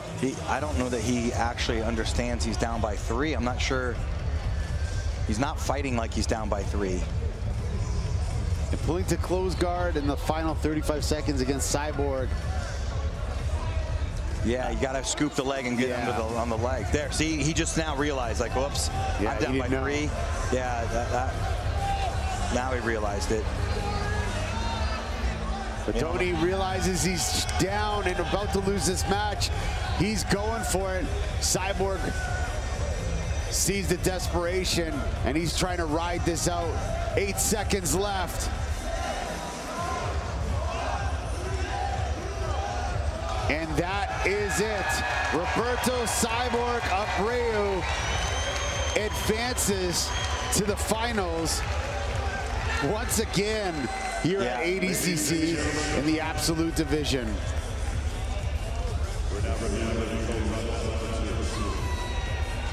Wow. Rematch from earlier today, Kaynan and Cyborg. Rematch from other events. These guys have fought a handful of times. There it is. Roberto Cyborg Abreu advances to the men's absolute finals.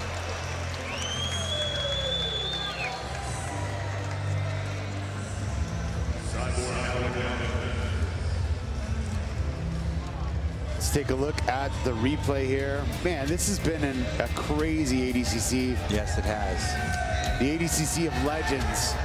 Look at that pickup. He turns him. He can't hold him down, but I thought that in the eyes of the referee would have done it right there. And then Bodoni was happy to stay down. And here's this. He has around the hips. Cyborg he's got the grip around the hips. Fire locked in.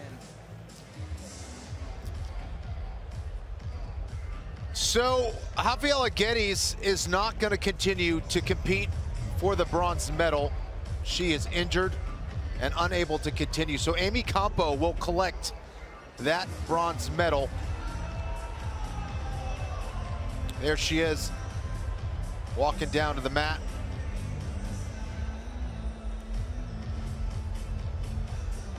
She too had a lot of mat time this weekend. Ladies and gentlemen, on mat number 2, a 2022 gold medalist. And she will take third place in the absolute division. Congratulations to Amy. Bronze medalist and 2024 ADCC winner.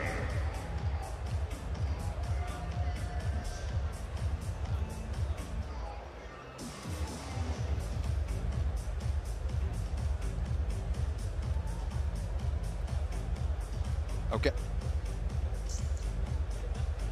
Coming up next is the men's absolute. Okay, so our finals are set in both the men's and women's absolute divisions. And in the women's, we have Adele Fornarino representing Australia. She'll be taking on Bia Mesquita from Brazil.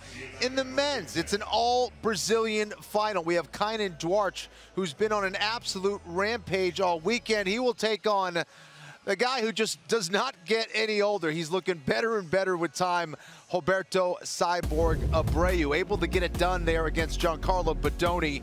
That should be a tremendous final. We are going to take a quick break.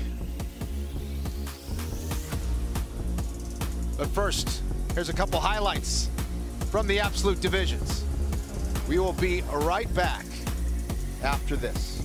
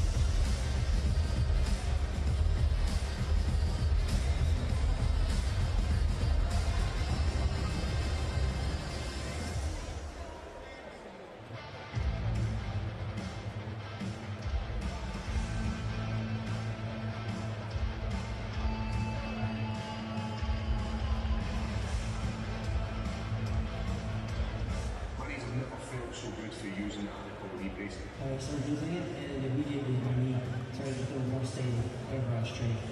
And breathe, they skip on, they don't roll down.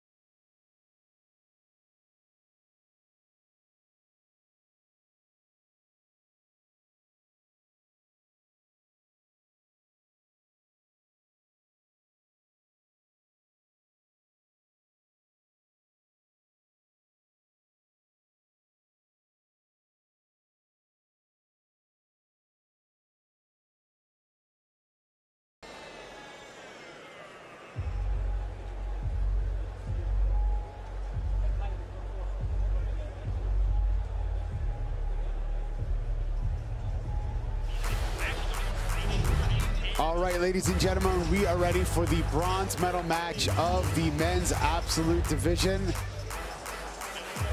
Looks like we have our bronze medal match coming up shortly at the 2024 ADCC World Championship. This is the bronze medal match going down on mat number 2.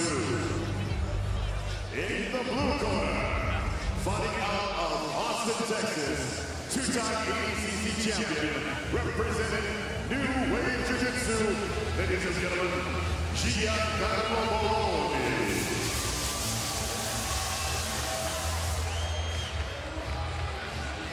Yeah, Giancarlo Bodoni makes his return to the mats today. Man, Giancarlo's had some wars here. Fighting out of the red corner, from Toledo, Ohio, by way of Ontario, Canada, he's a two-time ADCC medalist. Great job, brother. Big job, man.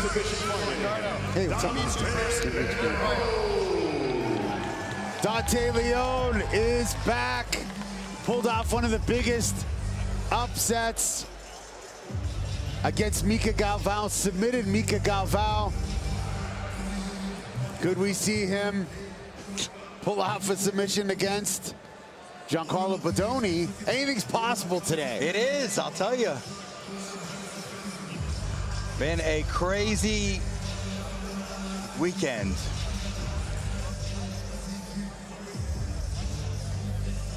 This has been the ADCC of upsets. I just expect the unexpected. Giancarlo Bodoni, two-time ADCC World Champion, won one of those today. And 2023 Dallas Open champion, won the East Coast Trials in 2021. Man, Bodoni's looking awesome. Had a war with Cyborg just now. Yeah, and Dante he's had a hard day. Absolutely. And Dante Leon took out Mica Galvao.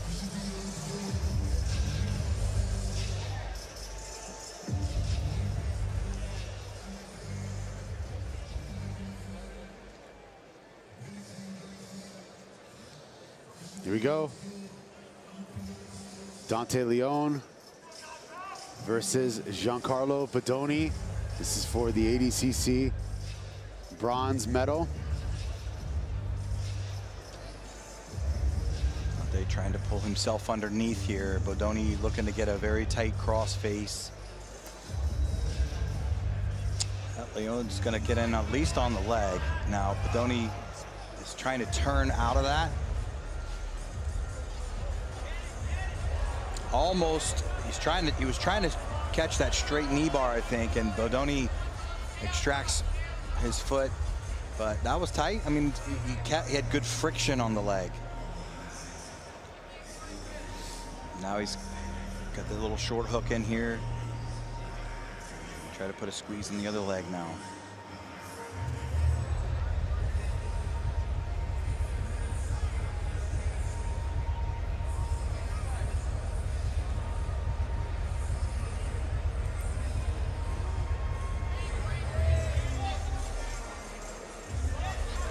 Bodoni spinning out, and Dante continuing to attack. Yeah, Bodoni trying to drive forward to get some weight on his foot. Comes up to the standing, try to get up to the standing position.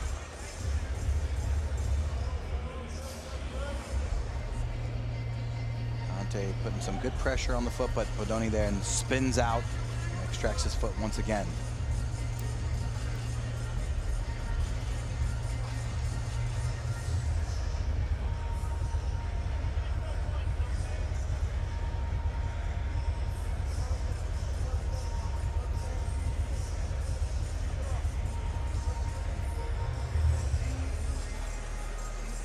Seven minutes, 46 seconds left in this match.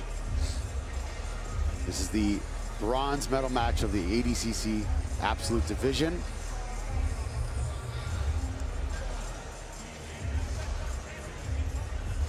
Heavy right hip there with that knee block. Putting pressure on the knee shield there. Bodoni, head down, that's good.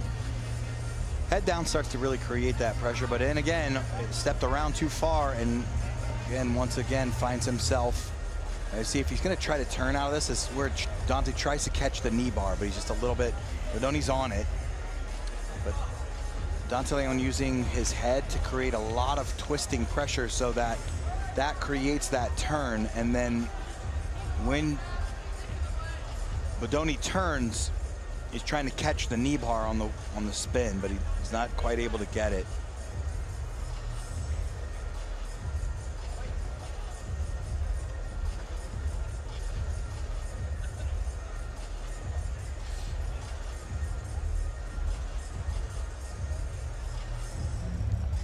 Points will be starting to score in about 1 minute and 45 seconds.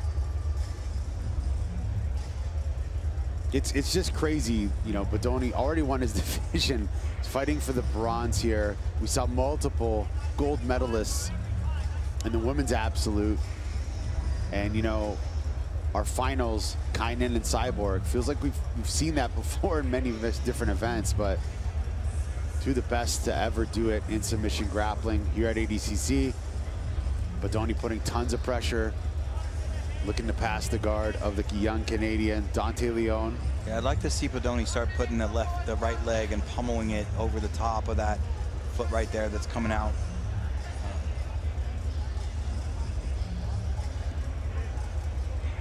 That way he's really free of the legs, because right now what's been happening is if he gets too far forward, Dante can scoop the leg, and then because the right leg is on the inside, he can move him. So if he pummels that leg over the top, he really won't be able to move Bodoni. But now we're on the other side, so.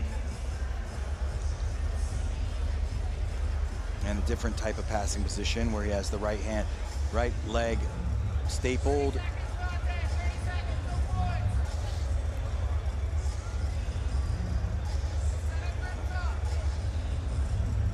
Bodoni's really turning that left hip, so.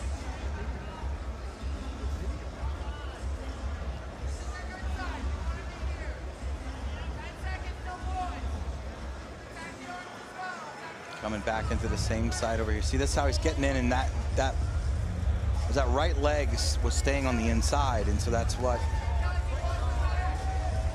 what's letting Bodoni move, or excuse me, Leon move Bodoni. He's hugging the hips, but his foot is stuck up by the head, so he's gonna have to get his foot down and keep an underhook. So let's see if he can get his legs out. Yeah, he did, and work on this right underhook. So the right arm needs to either get crossface or, better yet, underhook the bottom arm. But right now it's a crossface. But the problem is he doesn't have an underhook. He only has a crossface. So Leon could still push away and invert, because a crossface by itself won't always stop an inversion. But it just depends on how much effort Leon wants to put into that.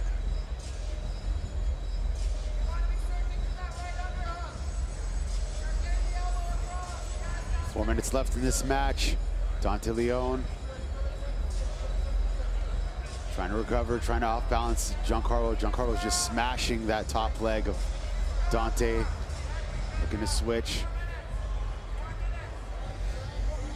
Using that progressive system of passing.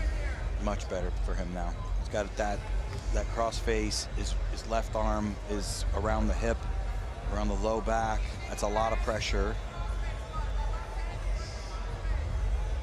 Yep, he'll be able to use that leg to come out, and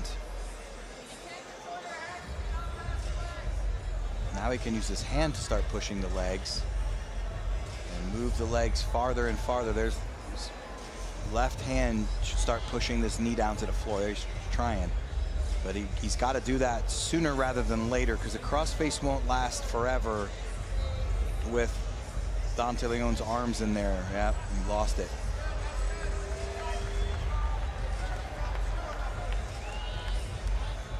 Minutes left.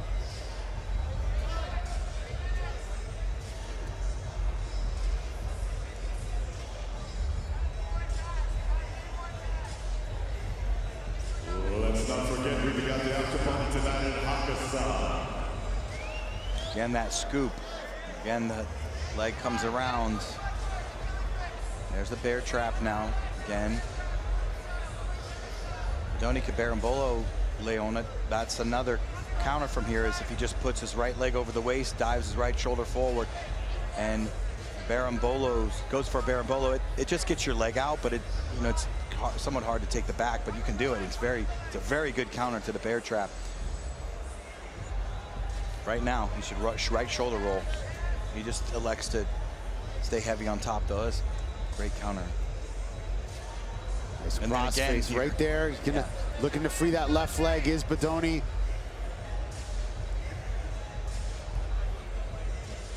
Man, how bittersweet must it be for Dante? You know, he beat the favorite of the bracket, Mica Galvao. Finally got his revenge, but obviously he got shut down by Kaynan and maybe even Bodoni here. But man, you know, this is at the end of the day, people will remember that submission on Mica forever, right? No one's been able to submit Mica like that, especially anyone close to his weight. Well, for a long time, at least since last ADCC. So it's been a couple years since we saw Mica Galvao be submitted, but Dante Leon did just that. Dante with that short hook again.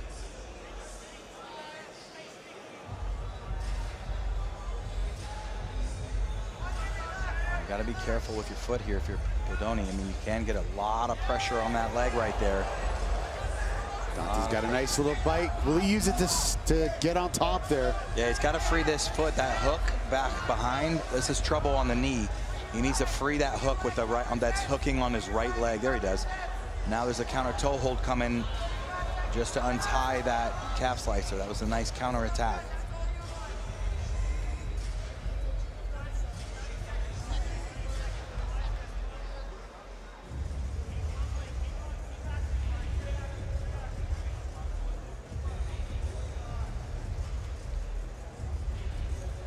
.23 seconds left in this match. Bodoni continuing to pressure on top of Dante Leon.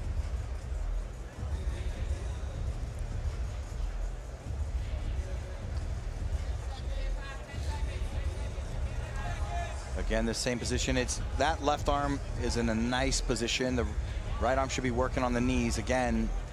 And that's time. So very close to passing, but never made it past all the way. Overtime. All right, 5-minute overtime, back in the feet.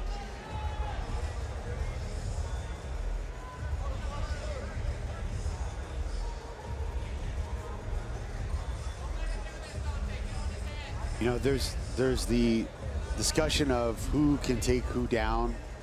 And then there's also the discussion of who can utilize the ADCC rules off the takedown to either score or get an advantageous position or kind of game the system a little bit, you know, get to the ground without being penalized. So it's not just technical, it's tactical. Look at that shot by Dante Leon. Stuffed and cradled by Bodoni. Bodoni gets him to his back.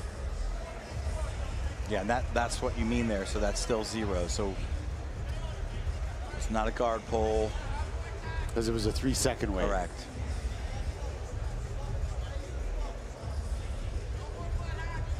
There's that pummel that I was referencing earlier by Bodoni. It's a good idea from the pummel the right leg. It just makes sure that if Leon can get access to that other leg, it's really becomes difficult to move Bodoni.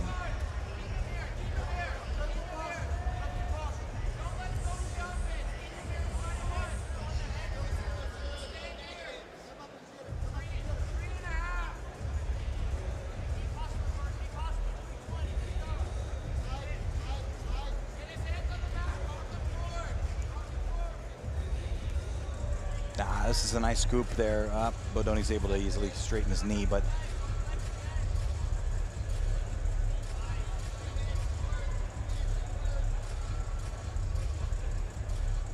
again, there's another scoop of the leg. At this time, Leon elects not to go underneath there.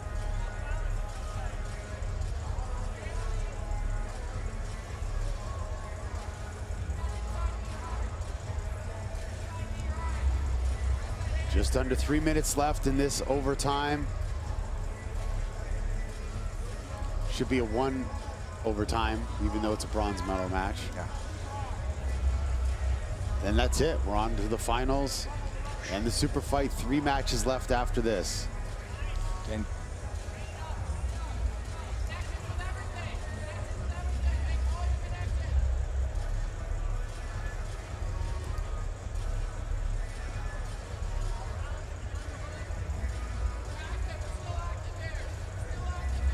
and Dante Leon just looking so good. Look at the guard work of Dante Leon.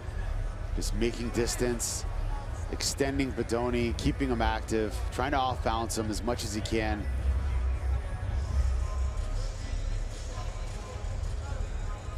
yeah, Bodoni's trying to drive forward. Got that hip post on that left side, but that lasso, yeah, you had to take the left arm out because the lasso leg will hold that, will hold you at bay.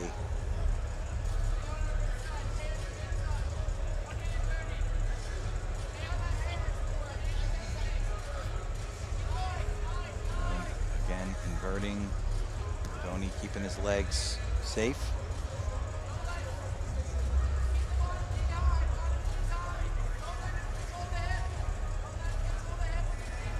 Now Bodoni's threading that left foot through. He'll need to step over the leg on the right side if he's going to elect to go that other side, but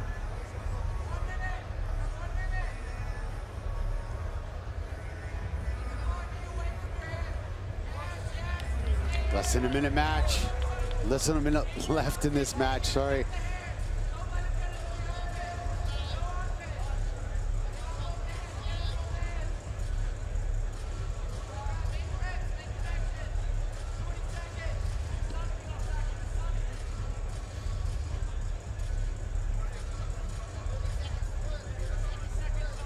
It's very challenging because there's not one, you know, it's like, what secret could somebody say at this point for Dante to get up? Because Bodoni's so damn big and he's so technical. It's such a hard task to sweep. But now Dante tangling up that leg. He's going for it. Last 15 seconds. He's grabbing the heel. yeah, he's trying to get Bodoni to turn and then catch a knee bar when he turns.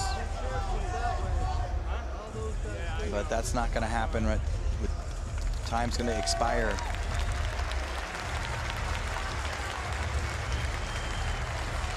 Very tough match. Yeah. Exhausting match for both young men.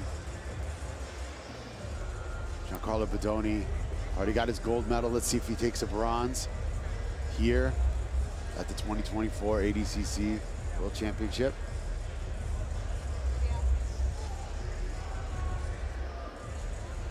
Ladies and gentlemen, on mat number 2, your bronze medalist, Dante Leon. And Dante Leon has done it again. 2 massive wins for this young man today. Submitted Mica Galvao and just defeated the 88 gold medalist, 2-time gold medalist, Giancarlo Bodoni today by decision. Wow. All right, coming up next, men's and women's finals for the absolutes, and thereafter the awaited. All right, guys, we're going to take a look at the replay of this match. It was a very, very close match, very tight. A lot of movements initiated, but no points. There was some bites on the leg there. We see Dante. Saw quite a bit of leg entanglements, especially from Dante, and I think that's what. Yeah, that had to be what wanted in the eyes of the referee. There really wasn't a lot else. I mean, Bodoni came close to passing. A couple times almost, but yeah, but not really close to submitting at all. Correct. So I feel like, yeah, look at a lot of leg attacks. Yeah. He's had at least 4 or 5 of them in this match. A lot of entanglements for sure. So Dante getting very, very aggressive here. And bronze medal. Congratulations, Dante Leon. All right, guys, we're going to kick things back to Kenny Florian before the finals begin here. Ricardo, thank you very much. So we know who won the bronze in their respective divisions, the women's and the men's. We still need to find out who is going to be the absolute champion in both the men's and the women's. But wait, there's more. We still have the super fight as well. We're going to take a quick 3-minute break, and we'll be back after that.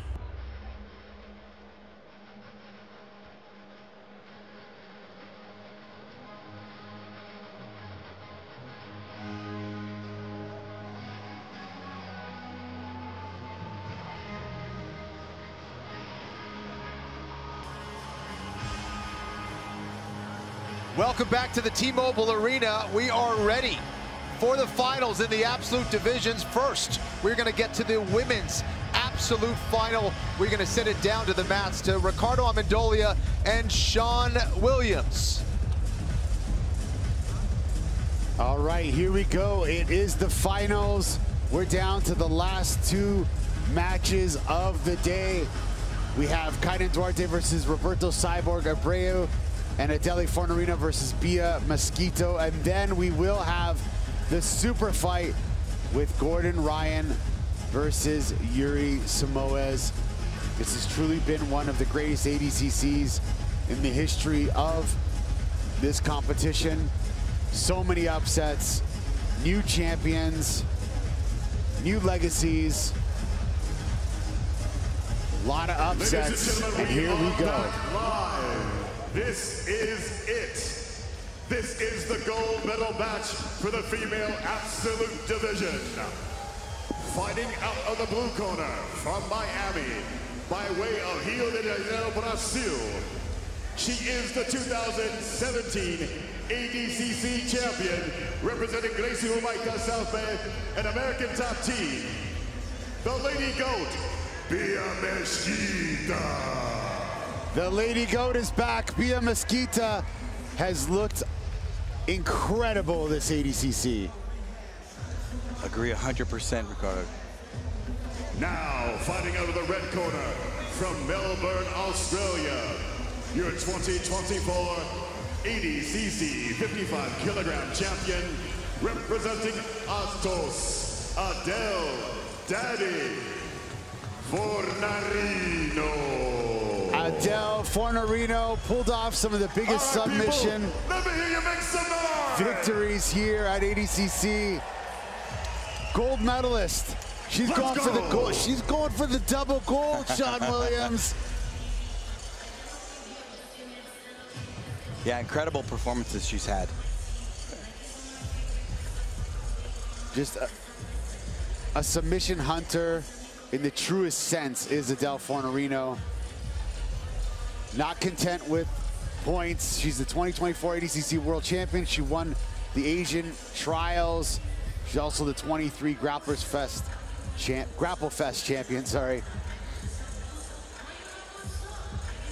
And I mean, we call this the ADCC of upsets. Could Adele defeat Bia Mesquita today? It's very possible.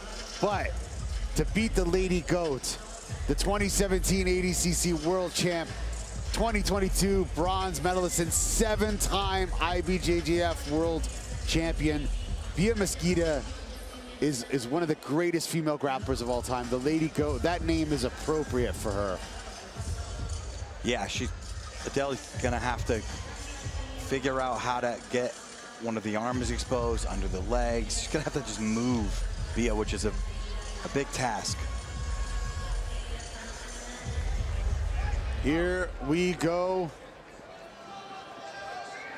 This is the first female absolute final we've had in quite some time. The absolute division was removed for a little bit in the female divisions.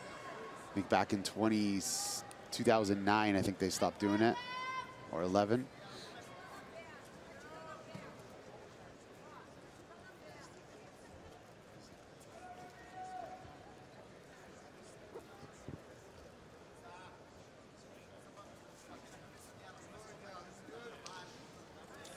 And you know, big contrast to styles here. Bia Mesquita dumped Kendall Rosing. Really good wrestling. She's been training in American Top Team, focusing on her mixed martial arts career. She actually debuted in MMA this year. She fought on the same card as Chael Sonnen and Anderson Silva's boxing match in Brazil, the Spartan Fight Club, I think it was called, or Spartan Fight Club. And she's been really focusing on her wrestling. She's taken the last couple of years to really just focus on MMA.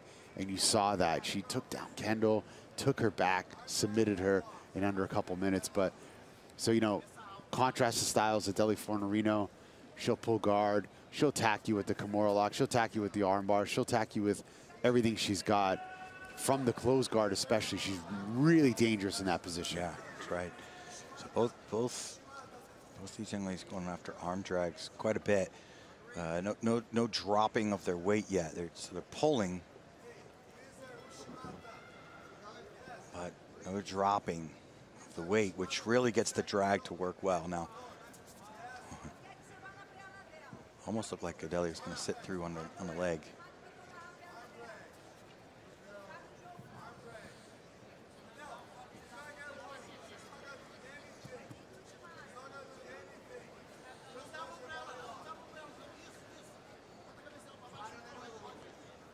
Or maybe she's gonna, yeah, I was gonna say, she looked for that mirror lock of the Americana again. She's looking for it again. Maybe she'll jump close guard and try it again, but you see her trying it. It's just harder when it's open like this, right? You have much more movement, so that space is really specific that you need to actually catch the arm and create that angle. I know Shinya Aoki used to do that from the standing position. If you underhook him, he got it really low, almost by the wrist, and just hammered his forearm out, dislocating elbows. Yeah, you got to go hard on it. The less control you have, the harder you got to go.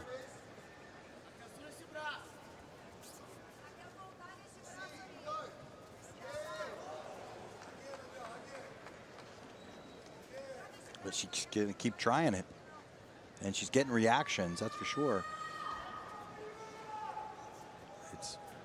And you know, it's might be throwing Bia off a little bit, because Bia's been training MMA, of course jiu-jitsu, but MMA, mostly MMA and wrestling in the last couple of years. So how many times has she had to deal with somebody trying to mirror lock her standing? Yeah, and it could definitely make her not want to put an underhook anymore.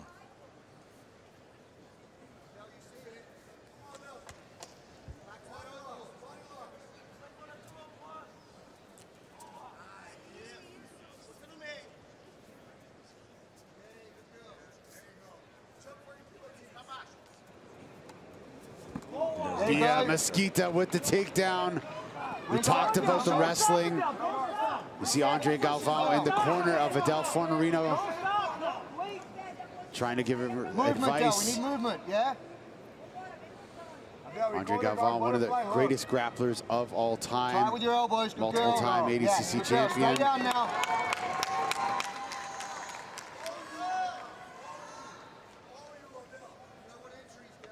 So we were wondering how Bia was going to deal with those mirror locks, those standing mirror locks. She found a way. Yeah, she put her down backwards.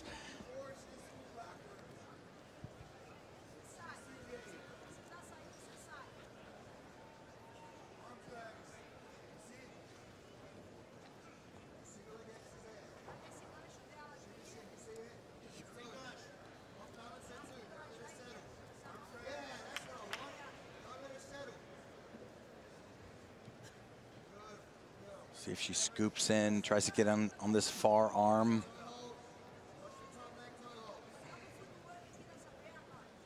So now Bia looking to thread that.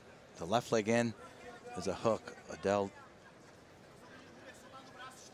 2-on-1.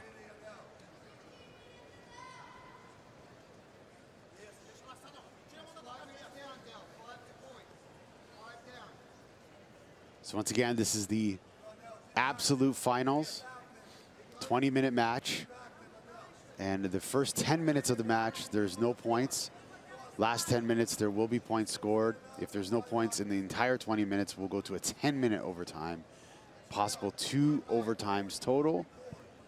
And if there's no points scored in those overtimes, we will have a judge's decision.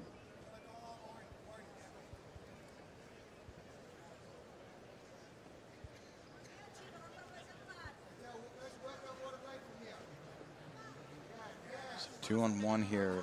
Well, it's a 1-on-1. Adele's trying to get rid of that grip. Like, I can't get rid of this grip off my wrist. She's trying to push that off. To twist your wrist a little bit helps. If you take your wrist and turn it so that it's a little bit more narrow.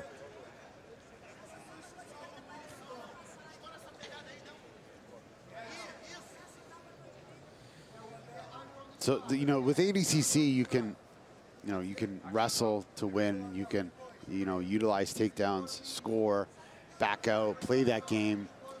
You can go in, be a submission hunter. There's many different ways to win at ADCC. But I feel like, Bia maybe hasn't been in this specific position too much.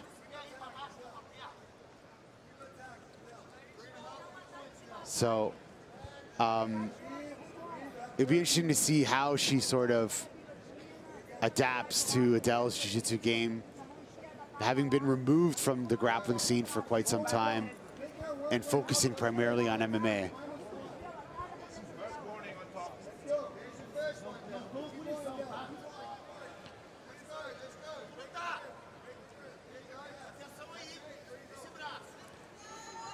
Adele Fornarino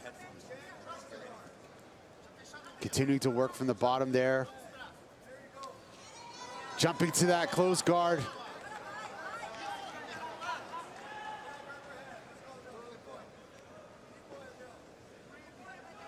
And Adele attempted the hop to the close guard there with the overhook on the arm.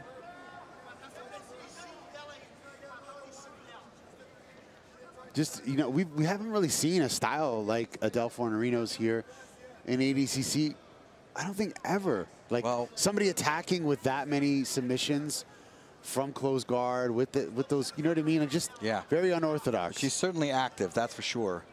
But she's having a difficult time creating any opportunity here, and Bia really isn't doing anything to actually move forward as well. So it's, she's got a hold of the foot, but it's to see what is going to be her approach. Adele's trying to open up here. We've seen her from here go onto the arm. We've seen her go to the close guard. We've seen her get under legs. So she's very versatile.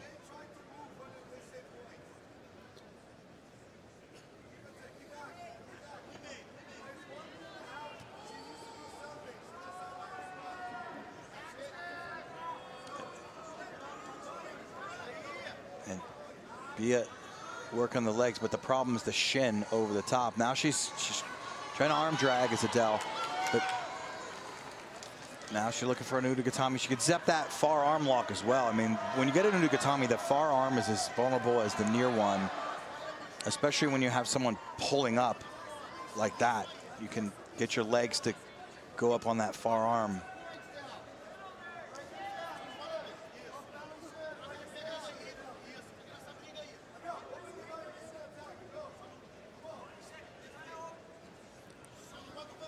Bia inside the closed guard of Adele Fornarino.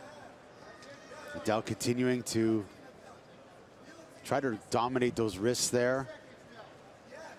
Breaking the posture of Bia Mesquita.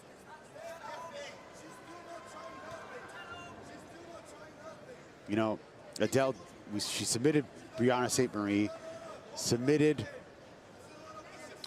my gosh, Jasmine Hosha, right? Defeated Maisa Basto, submitted Bianca Basilio. Yeah. Could you imagine if she submits Bia Mesquita? That would be insane. It would.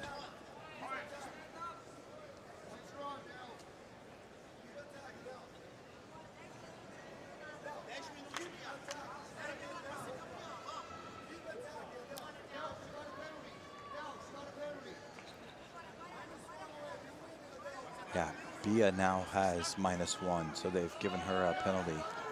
I think for lack of lack of trying to progress here. Yes. Yeah.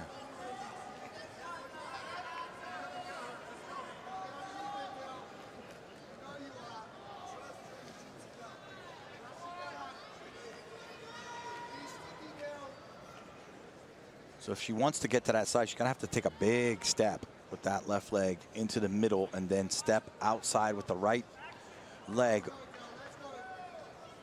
to get Adele onto the opposite hip.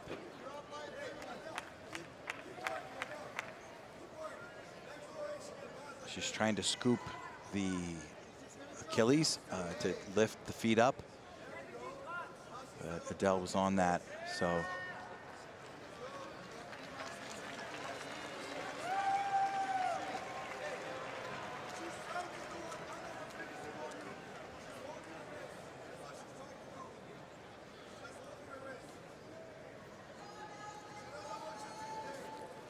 Eight minutes, 30 seconds left in this match.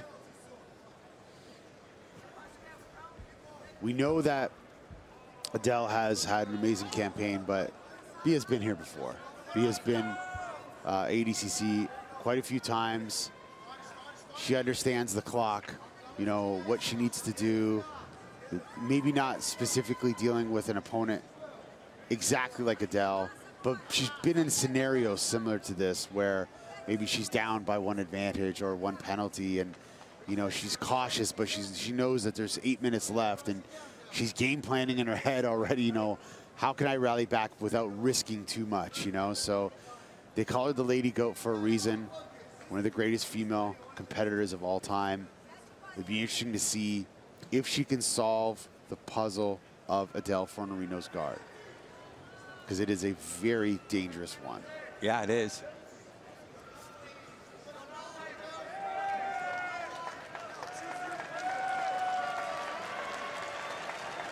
Crowd's trying to. Now there's -2. Yeah, Bia really hasn't tried to pass in quite some time. She's hand fighting. Yeah. But she's not trying to like progress or, you know, change positions here at all.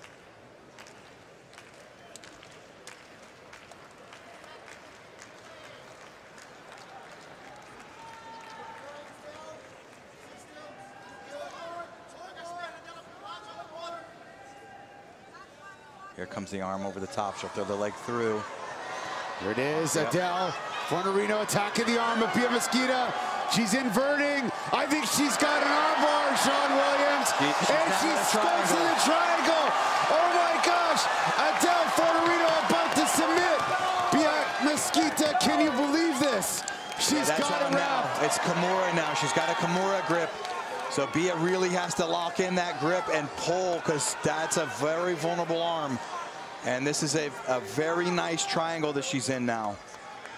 So now in the opposite side triangle, the Hante Senkaku, and she can really put a lot of pressure here and switch to Kimura. So Bia needs to actually pull that elbow in. The problem is that Adele's got an underhook, so Bia's gonna need to lock in on the bottom arm with her right hand and pummel her left arm in back as an underhook as well, because Adele can keep pulling this elbow through, or Bia can really try to upset her, put her on her knees, which would be bad for Adele. If Bia can turn her face down, that would not be good. A bad position for Adele. You start to lose your leverage in your legs. Adele wants to scoot and get flatter or switch back to that Kimura grip. And the thing is, if Bia can escape this, Adele's legs are going to be a little tired here. She's been in here for a little bit, and I'm pretty sure she's squeezing with everything she has. So, wow. She can pull and switch back to a front triangle if she wants, or back. I like the Kimura grip she had. I think that's a winning grip here. But if she gets that elbow a little further towards her chest, she can then switch to front triangle again. But right now, I mean, she is still in deep water. She's got to pull Adele onto her head. It's basically onto her stomach or head, and that will help get her out of this.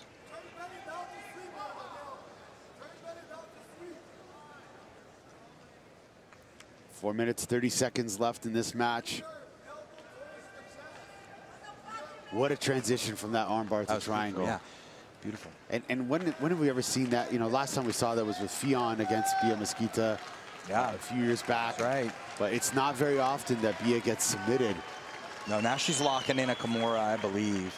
And this is real territory for Bia to make sure she pulls hard on the left elbow and puts Adele face down.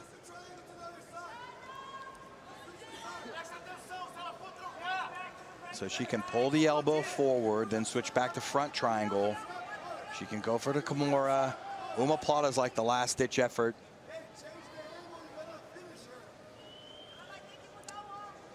You can pull the elbow through, or if she even... I still think Adele has an underhook, I think.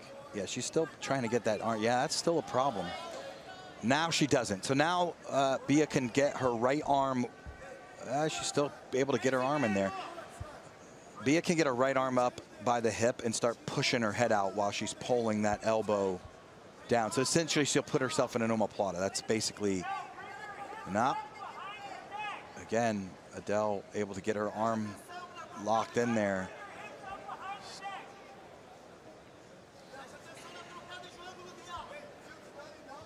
There she switches back to the front triangle, back into opposite triangle.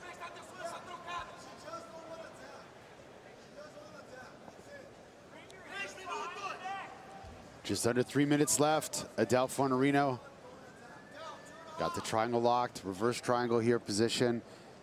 She's got a little pinch on that arm, and Bia Mesquita down by 2 penalties. This is Adele's match to win here. Yeah, it is. There's a switch back to Kimura. Now, Bia where there's no underhooks, there's an underhook again. That's her time to pull Adele a little forward, push on the hip, bring herself out to it no more than an omoplata. All right, people, these people need some energy for us. Let's make some noise for them. Adele could also go and scoop that leg, the far one that's posted, not this near one, that far one, that far leg, scoop it with her right arm and knock Bia down to her hip. And this would be very bad because it'll flatten out, Adele will go flat, and that will bring the triangle a lot stronger. She needs to get on her back rather than on her face.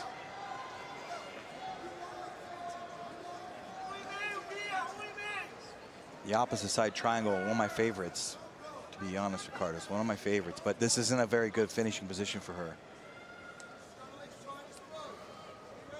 She's got to work on, she gets to work on the arm still, because Bia's not, so Bia with her right arm's got to push down on the forearm of Adele and pummel her left arm inside, while staying out of any sort of Kimura and extracting her head. Now, do remember that she could slam as well. She could try to pick up, and that would be a very scary place for Adele to be. Probably make her let go. Slamming is legal out of submission. It's legal. Now, not spiking, but slamming. No. What do you think of Adele's movement here, trying to turn to the other side? Do you think she's trying to tilt? She's trying to flip her, but you can lose this real easy. I don't know. It just depends on, it's going to depend on Bia's balance and base, really. But when you start going face down, if you can't extend your training partner or your opponent, you could lose it altogether. And Bia could end up on the back of Turtle. So she has an underhook, which is helping. That's helping a lot. But she's going to win regardless. I mean, if she holds this position for another 22 seconds, she's going to win.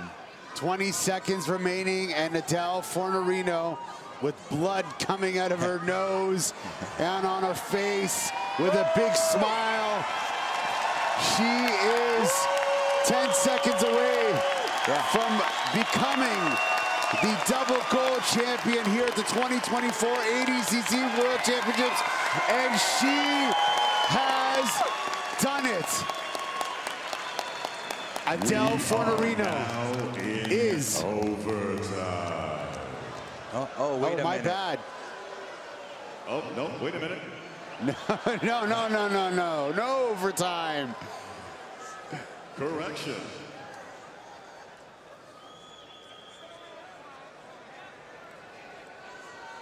Ladies and gentlemen, here we go. The officials have come to a decision. Your winner by points, Adele Fornarino. Here it is. Adele Fornarino is your 2024 ADCC Openweight World Champion. She's a two-time ADCC champion this year, 2024. She won her division. Oh my gosh. Wow.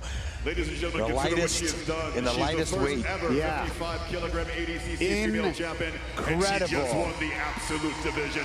Make some This noise. young lady brought the daddy energy from Australia, celebrating with the Atos crew. Mica Galvao holding her up. Proud coach. What a win. One of the smallest competitors in the entire tournament. Yeah, that's right. Wins the Open. Congratulations, Adele Fornarino. Just an amazing campaign in this ADCC. I mean, this bracket was stacked. We had Rafaela, we had Kendall, we had Amy, we had Bia Mesquita, we had Bianca Basilio, and who, you know, Adele Fornarino. She did it. I can't believe it. And gets the championship belt of ADCC. That's right, ladies and gentlemen. If I'm not mistaken, first ever Australian gold medalist. Probably. I'm not going to go out on a limb on that. Yeah, I'm not going to go out on a limb either, but we may possibility. May have to fact check that one, but let's kick it over to Jake Watson for a word with Adele. Ladies and gentlemen, I'm here with Adele Fornarino. Adele, when I talked to you earlier, it sounded like you said you were going to take some time, think. You just shocked the world. How are you feeling right now? I'm honestly speechless. I don't know what to say. I can't use my hands right now. My legs are dead.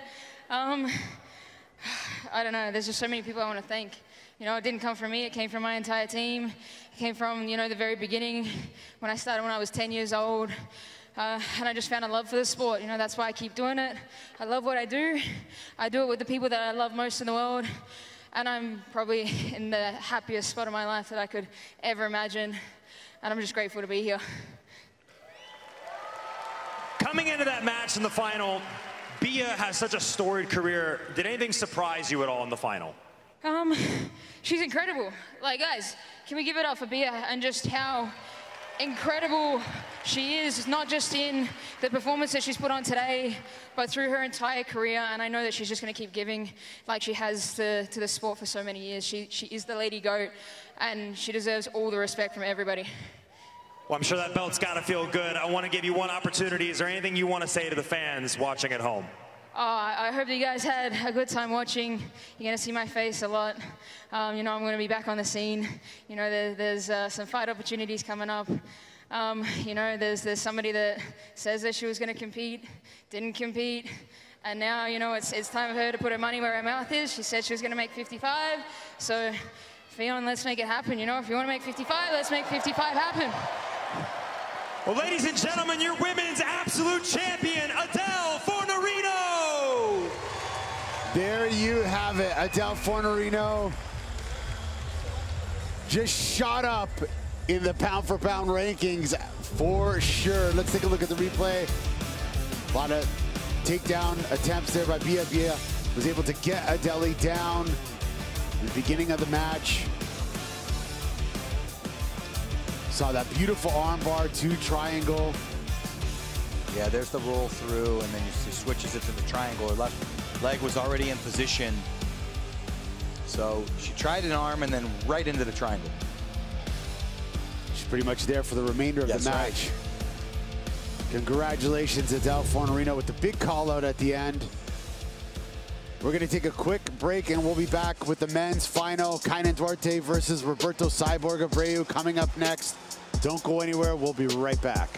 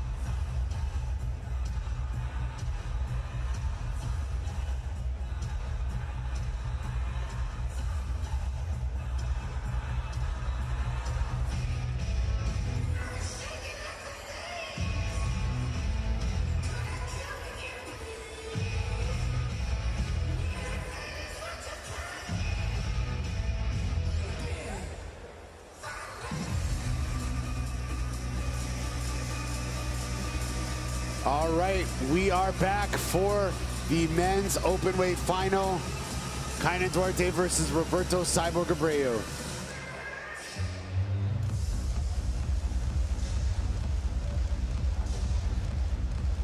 Ladies and gentlemen, this is the men's absolute final. So for the thousands of people in the stands and everyone else watching this worldwide on FloGrappling, it's time for me to ask this question. Are you ready?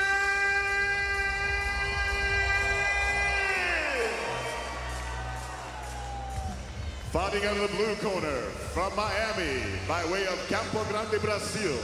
He's a 5-time ADCC medalist and 2013 ADCC champion.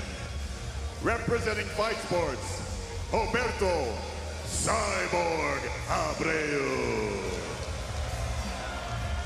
Roberto Cyborg Abreu, multiple-time ADCC veteran and champion, makes his return to the openweight finals here at ADCC. And now his opponent fighting out of the red corner from San Diego, California by way of Sao Paulo, Brazil, the 3-time ADCC World Champion representing Altos, Kaynan Duarte.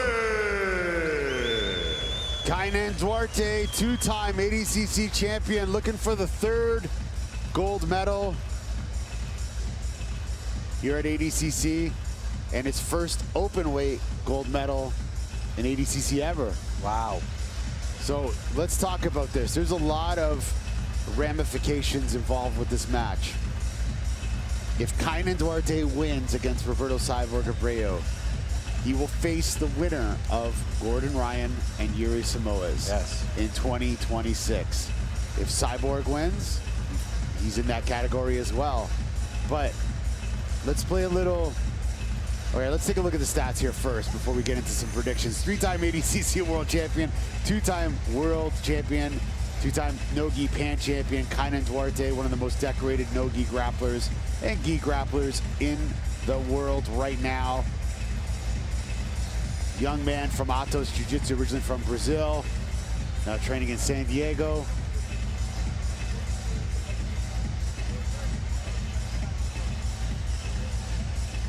Roberto Cyborg Abreu, the 2013 ADCC World Champion, 2009 silver medalist and 3-time world bronze medalist of ADCC. All right, so we do a little bit of predictions here. If Cyborg wins, it's either Gordon or Yuri. Kaynan wins, it's Gordon or Yuri, and we could potentially see the Gordon versus Kaynan match that we've been anticipating for years to happen. Gordon said he wouldn't let it happen, but in this circumstance, he kind of has to. Yeah. Well, if I'm not mistaken, these two fought earlier, and Kaynan got an arm-in guillotine and submitted Cyborg on an arm-in guillotine. I was not calling that match. I didn't see it, how it happened. I just saw the end of it. Yeah, I didn't see that one either. Got to look at the FloGrappling archives for that one. Yep.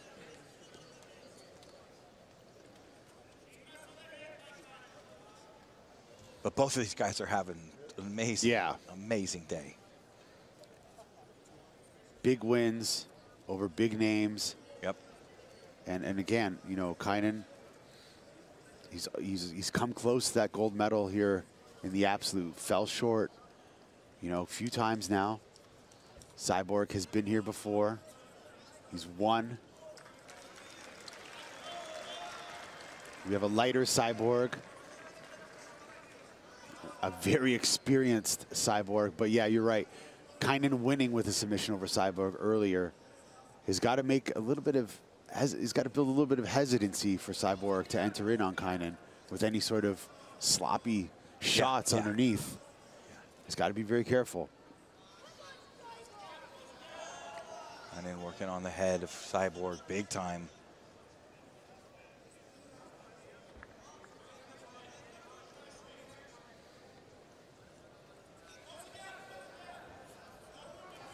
Cyborg kind of really working on the head of Cyborg. Cyborg not really there. He's finally got a stiff arm on that left side. So trying to get some answer to the collar ties.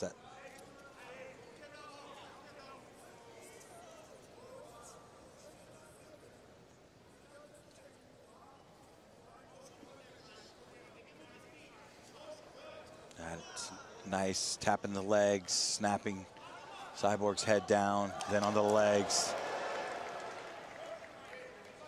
That was a nice dump there. Yeah, it was.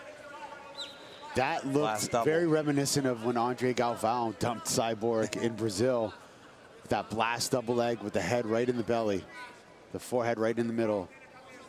Yeah, it's a great double leg, all based on timing. You time that right, man, oh man, feet just come flying off the floor. Slide by with a little disruption of the knee. That was very nice. We've seen that slide by Kaynan hit on Rodolfo Vieira, who's #1, got his way right to the back into submission. And we've seen him do that many times before. Yeah, that's right. This time he used a little, he bumped the inside of the knee as well. And that's always a nice addition when you can either use a foot sweep or knee to knee, because it really throws your opponent off. They can't walk normally, so it feels like they have to feel like they're falling.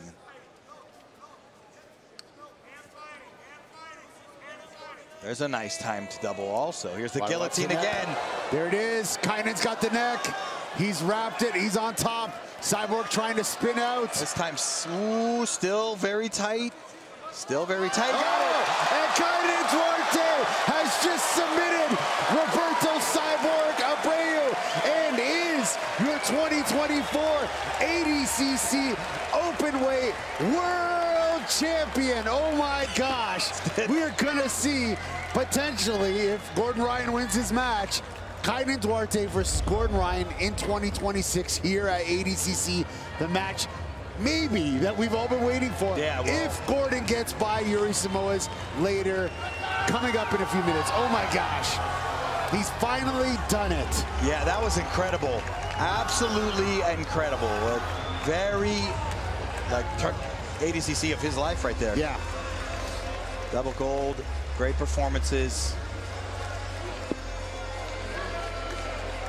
The student repeats the path of the master. Right. Kaynan Duarte repeating what Andre Galvao did in 2011 in the United Kingdom at ADCC, becoming the double gold champion. And Kaynan Duarte does it, carving out his own legacy in the history books of ADCC. Your winner and absolute champion for 2024, Kaynan Duarte. Kaynan Duarte looked incredible, this ADCC. Submitting Cyborg twice in the same day. I believe we just might have heard that 7 of 8 were submissions during the weekend for him. What a win. You know, we got to give props to Cyborg here, man. Oh yeah, competing for so long, and to get to the finals of the Absolute Division once again, incredible. But today was Kaynan Duarte's day. We're gonna pass it off to Jake Watson for a word with our winner. Ladies and gentlemen, I'm here with the men's absolute champion, Kaynan Duarte. And there's the belt. Kaynan, this has been one of your best performances at ADCC. Your 4th time receiving a gold medal. How do you feel about your performance at this event? Man, I just feel happy. Not only because I won, but because I have a lot of people that support me. Man, I was with a lot of doubts, I'm not gonna lie. But I pray a lot for this moment. Thank you, my Lord. My dad also, he did like everything since the beginning, like my career was very hard. So, pai, obrigado por tudo, te amo demais. My dad just give me some words that I touch my heart, my soul. All my teammates, man, because like right now I'm winning, so everyone's with me, you know, but a lot of athletes show up here today, they lost, but when you lose, you know who are by your side, you know? So in this moment, you see who are with you, so I'm very blessed that I have a great team, people that are sharpening me every single day, in a lot of different aspects. Well, Kaynan, up next is our super fight. Takes place between Gordon and Yuri. You will fight the winner of those two. How do you see that bout taking place? Man, nobody is unbeatable, you know. The only thing certain, for sure, guaranteed in life, that's one day we're gonna die. That's the only thing that we have. You know, beside that, I think if you believe in yourself, you can achieve anything. So Gordon is the favorite. But I think Yuri Simões is being very hungry. But if Gordon wins, he's the favorite. That's what I've been looking for because he never gave him opportunity to face him. So right now, I'm coming after you, Jordan. Well, ladies and gentlemen, your absolute champion, Kaynan Duarte. You heard it right there. Kaynan is coming after Gordon. He wants that match that he's been asking for a while, but Gordon has to get through Yuri Simões. Like he said, no one's undefeated. No one is unbeatable. Everyone's human. The only guarantees are death in life and taxes, especially if you live in Canada. Anyways, look at that double leg there. Kaynan just looked incredible this whole competition. Yes, he did. Look at that. Cyborg get in there, and that guillotine was so tight. Yes. Even on the top side there, where the head is safe. But Kaynan, if you could have seen his legs. He had Cyborg's leg wrapped up, so Cyborg could not scoop backwards and get out of that. He was stuck. Kaynan Duarte, double gold champion here at the 2024 ADCC World Championships, presented by FloGrappling. All right, guys, we're gonna go to a quick break. We'll be right back with the super fight. Gordon Ryan versus Yuri Simões. It's finally going down. Don't go anywhere. We'll be right back.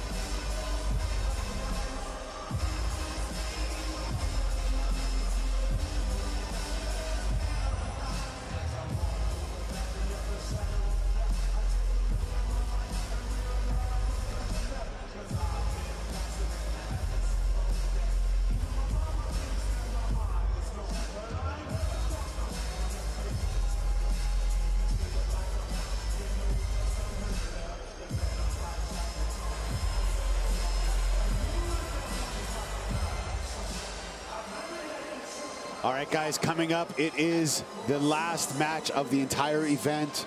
The main super fight between the 2022 ADCC Openweight champion Yuri Simoes and the reigning GOAT of submission grappling, Gordon Ryan. Ladies and gentlemen, this is the one that you have been waiting for. The super fight of the evening. It is my pleasure to introduce our competitors. In the blue corner, Yuri Simoes.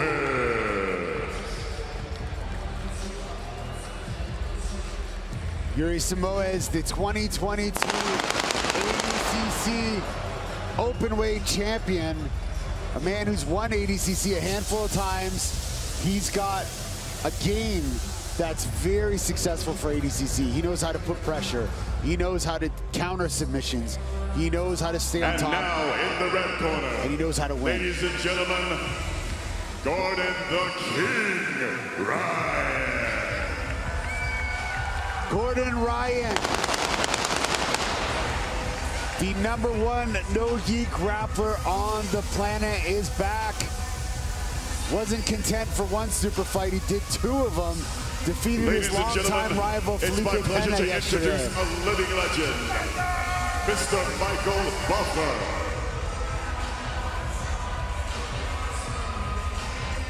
Representing New Wave Jiu-Jitsu in Austin, Texas, Gordon Ryan is back. And he's here to claim the undisputed throne of ADCC, to break a new record here at ADCC with the most golds ever. 7 if he wins this. Wow. And we have a special announcer for this match.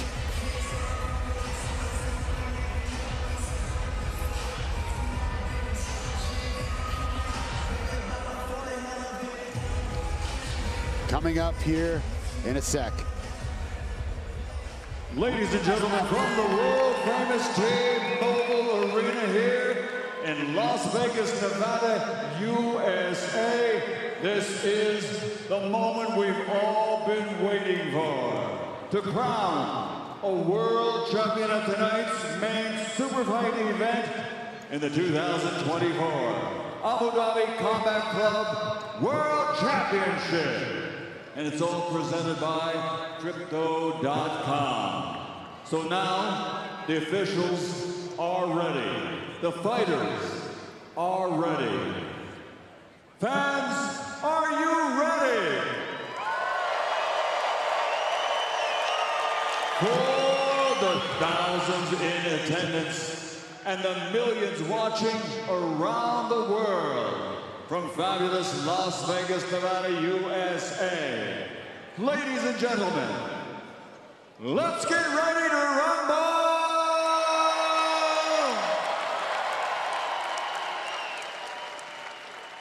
Introducing first, fighting out of the blue corner, from San Jose, California, by way of Rio de Janeiro, Brazil. Presenting the 3-time ADCC World Champion, representing CTA, he is Yuri Simoes.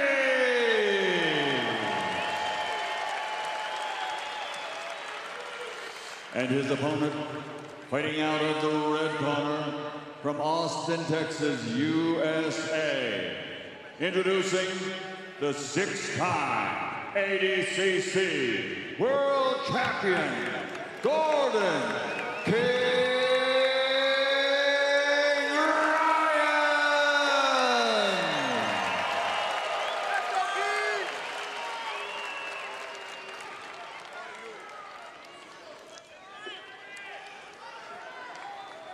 So Ricardo, what you said is 100% correct. Yuri can win. That's what he does very well here at ADCC. He does know how to win. And Yuri brings an intensity to ADCC. He's a very emotional guy. Yes. He has this intense demeanor about him, and Gordon Ryan taking it to Yuri Samoa's right away. And that's the way you do it, I believe. Yeah, he put him down with, he tried that far side knee pick and ended up with a single, but had enough weight to put him down and keep him down. So.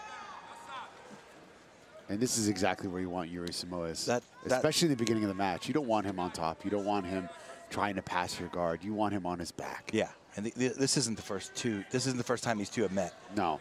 Long ago, Gordon submitted Yuri by rear naked strangle in another event, and it was because Yuri was tired. He literally got tired, very, very tired, because his attacks weren't working on the then very young, up-and-coming Gordon Ryan.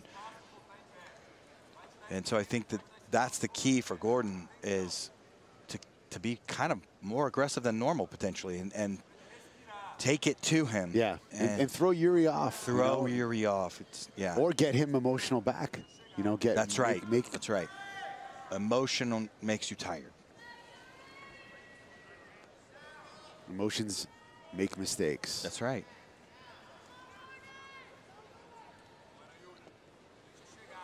And I don't believe this is good for Yuri to sit under here for very long. So he's got, if he's researched an answer to this, he has in his arsenal, he should do it somewhat quickly and get back to neutral if he can.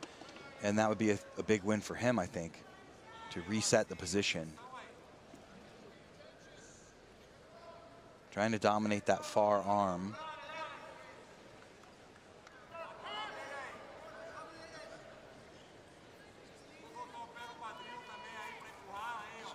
Trying to bring the bottom leg back through, which is not a bad idea. You get that foot to the hip, you can create even more space. Will help you more than a knee shield. Knee shield will keep some space, but he's carrying that. His hip flexor is carrying Gordon's weight right now. And you'll see there's the knee block, and I think you'll see Gordon, when he feels, he'll start pummeling that right leg over when he feels like he might be able to get a little closer through. There's that pummel, and then that pummel can turn into a knee cut.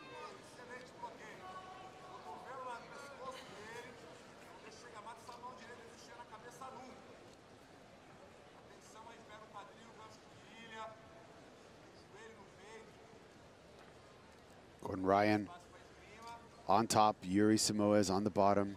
See the corner of Yuri Samoa, Fabricio Verdum, Robert Drysdale, Mason Fowler. Fabricio Verdum comes from the same town, I believe, and same lineage as Yuri Samoa. They don't really train too much together, but they used to train a long time ago in the Bearing Jiu-Jitsu team. And Fabricio, one of the greatest to have ever done it in combat sports, Strikeforce champion, UFC champion, IBJJF champion, ADCC champion. He's probably one of the only people in the history of this combat sports to have accomplished those feats. Yeah, he'll block the knee again. Gordon, Yuri would like to have that right leg back, but then I would imagine there's the pummel, and then you'll switch it to a knee cut. He's just elected to go into the half guard. He's looking to get a very tight cross face. You'll see Gordon, if he unlocks his hands. Oh, I see. Yuri scooped the leg and locked his hand. So, Yuri scooping the leg like that and locking up, like you said, is that a good thing or a bad thing? It feels like it's just holding Gordon on top, and it's not really wise. It almost feels like he should be framing and trying to make more space. Well, get him away as best he can. Yeah, he tried to pull the leg all around the head, but now Yuri's got himself in a little bit of a pickle there because his grip broke. It's not the worst thing to do, but now he's getting flat with his arm across. That's not good. Yuri's got to turn on his side because it's very uncomfortable. You can actually get strangled here. It's a bit difficult to be strangled, but because the shoulder will push in. And talking about the shoulder, Yuri came off of shoulder surgery less than a year ago. So I wonder if that side could be the one that he's affected, and it could play a factor here. Yeah, And this is, you know, all that struggle was fine for Gordon. It didn't lose him any position. Yuri struggled out. It's not, it still has the cross face. You'll see that right elbow start dropping a little lower to get to sort of counter that underhook. Yuri's trying to go into deep half. Underhook will stop that if Gordon puts the left hand in the armpit. He's going to do the same. He'd like to do the same thing he just did. He's going to lock in and look to flatten Yuri, but an underhook of either that near arm or the far arm will shut that down.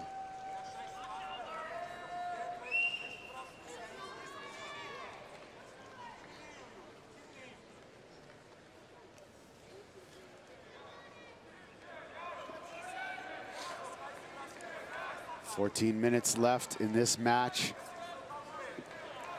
We start counting points in about 4 minutes. Yeah, I will say something. Sorry to interrupt, Sean. No problem. Gordon is looking a little different, and I think that his game is changing the older he gets. He's, you know, look at Gordon at 2017, the pass back take that he did on Homolo Bahal, the speed that he used. With age, he's starting to become a little bit wiser and, you know, slowing it down and starting to really control positions, because there's a lot on the line here. If Gordon loses even an inch or even gets scored on, that's a big loss. So he's being very careful. We saw that with the Felipe match. He was very, very careful of his attacks, just starting to build that. We talked about like Kaynan Duarte becoming that steamroller effect of just slowly progressing. And that's what we've seen in Gordon Ryan these last 2 days. Yeah, no, you're right. He's slowly trying to melt Yuri.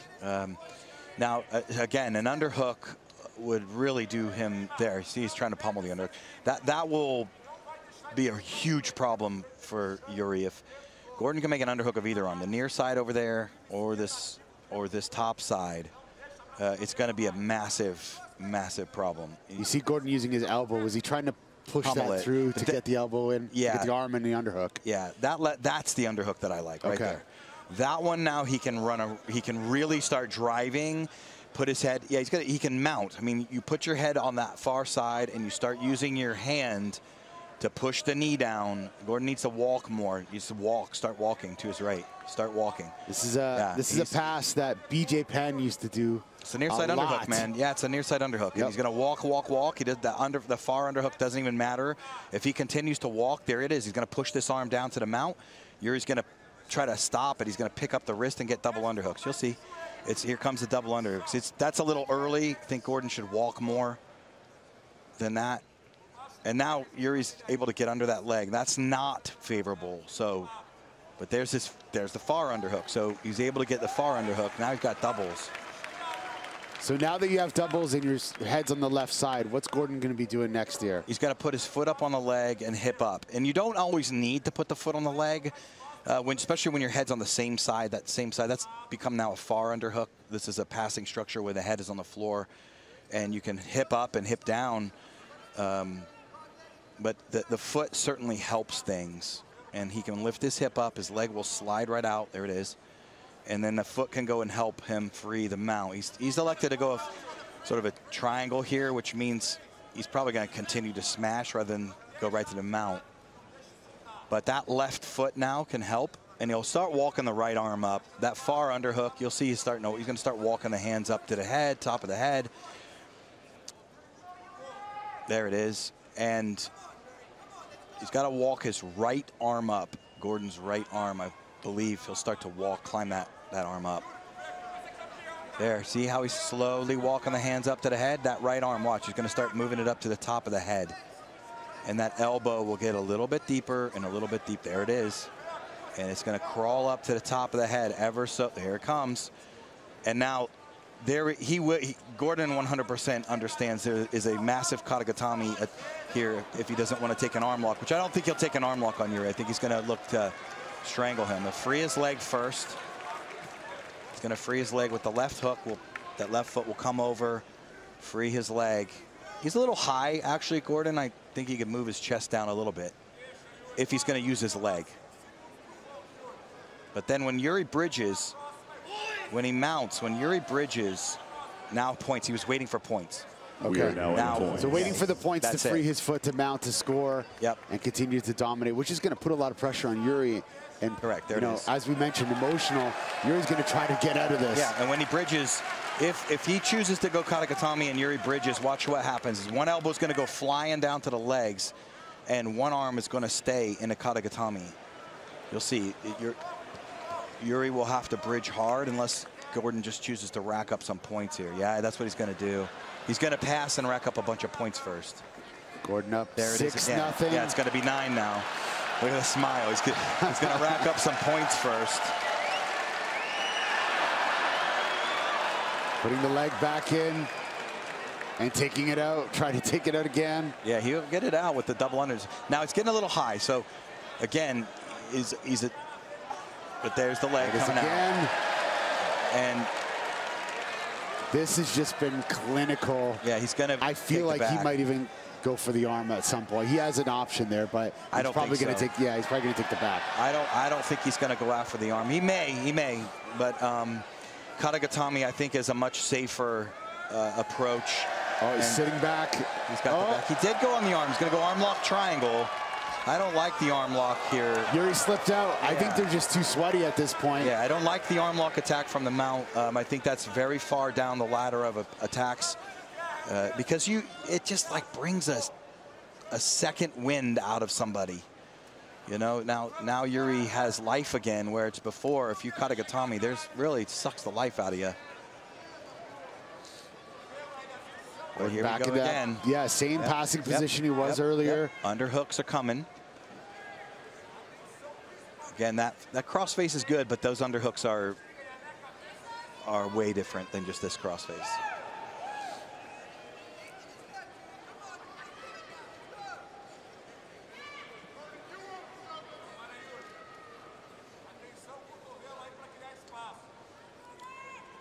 (12-0) for Gordon Ryan. 7 minutes and 41 seconds left. And he's got to do it again. He's going to mount again. Yuri's trying to get that arm back. There he does, but now he's going to give the underhook, see? So it's just... Things are Gordon's been here so many times. This is how masters of jiu-jitsu play their game.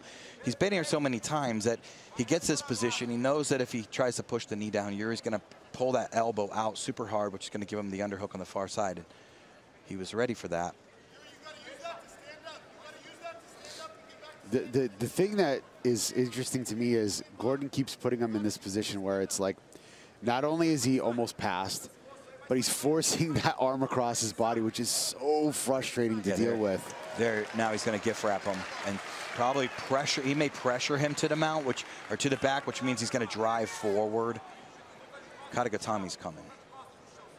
You see Robert Drysdale, the 2007 open weight champion, giving some words of advice. And now Gordon's got back control.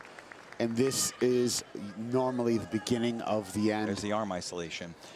The cross, those one-on-one cross wrist ties, yeah. This is where the anaconda type squeezing, slowly, slowly, slowly, hand fighting, hand dominating, using the legs over the arms, dominating the grips. You see the leg trying to trap, and eventually gets that arm under the neck.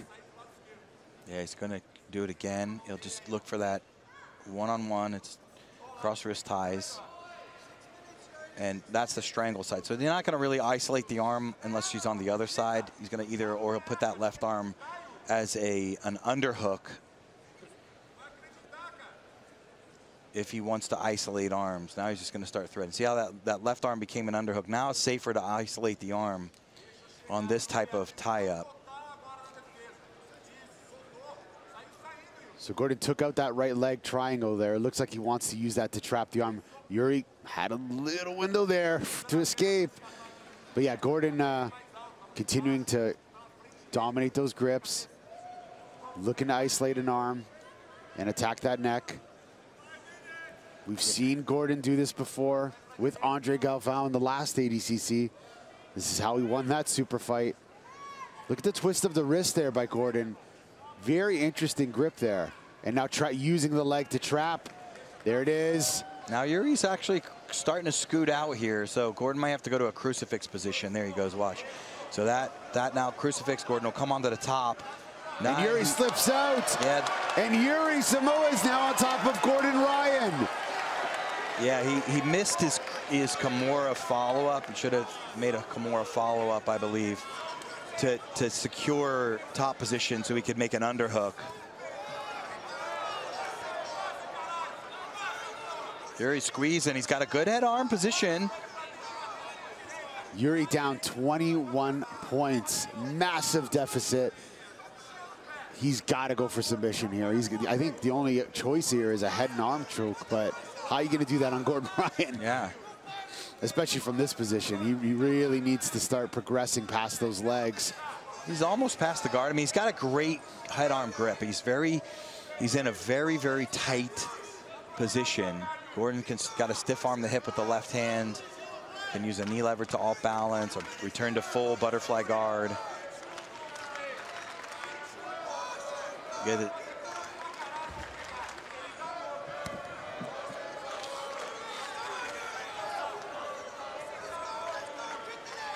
Yuri's still on top. He's having a tough time passing that guard. Gordon Ryan bringing him back to the middle. Yeah, free his knees. Got to free his knees. There he goes. That's now a different type of guard here. 3/4. And this is very typical for us to see Yuri in this position.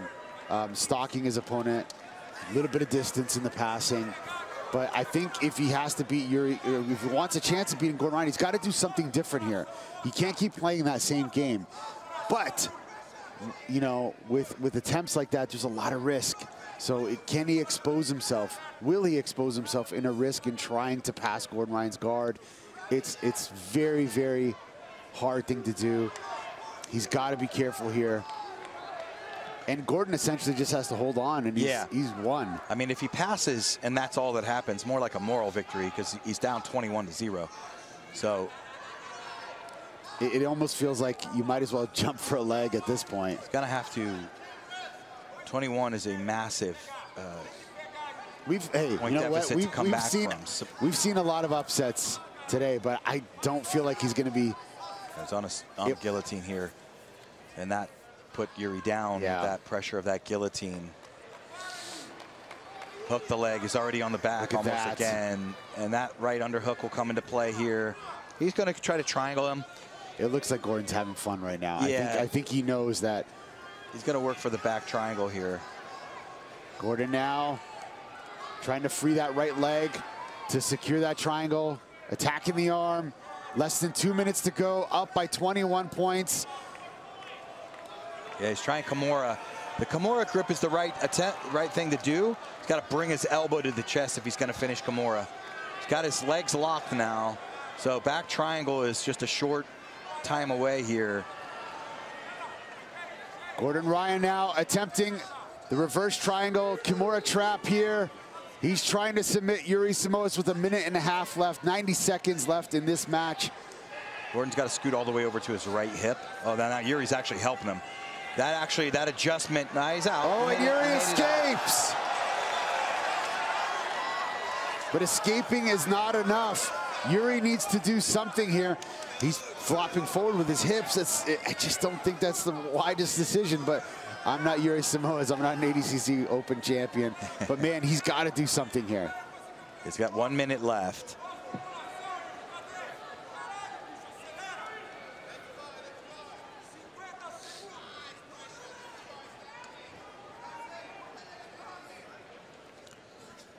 Yuri trying to step around the legs of Gordon Ryan. Gordon Ryan still up 21-0. Final seconds here. 30 seconds left. Yuri sitting back on an ankle. He's trying. He's going to give it everything he has. With his back to the mat, though, it feels like not the greatest of positions to be in. Now extending, getting to his side. Yeah, Gordon's going to counter heel hook him. He's looking for a counter heel hook here. 21 seconds left. Yuri trying to submit Gordon Ryan with everything he has.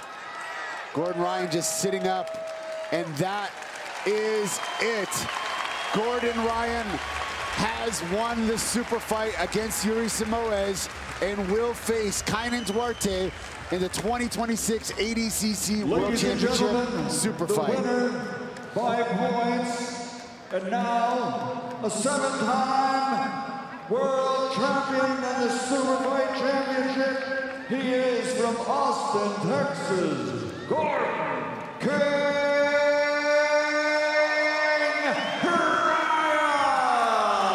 Gordon Ryan just made history with 7-time ADCC champion. Wow. Amazing. Destroyed records here at ADCC in many different ways, not just with titles, but the way he's won his matches in his career here at ADCC has been amazing. All medal winners report to the middle podium for the awards. 2 super fights, 1 weekend. Yeah, that's right. Just an awesome campaign by Gordon Ryan.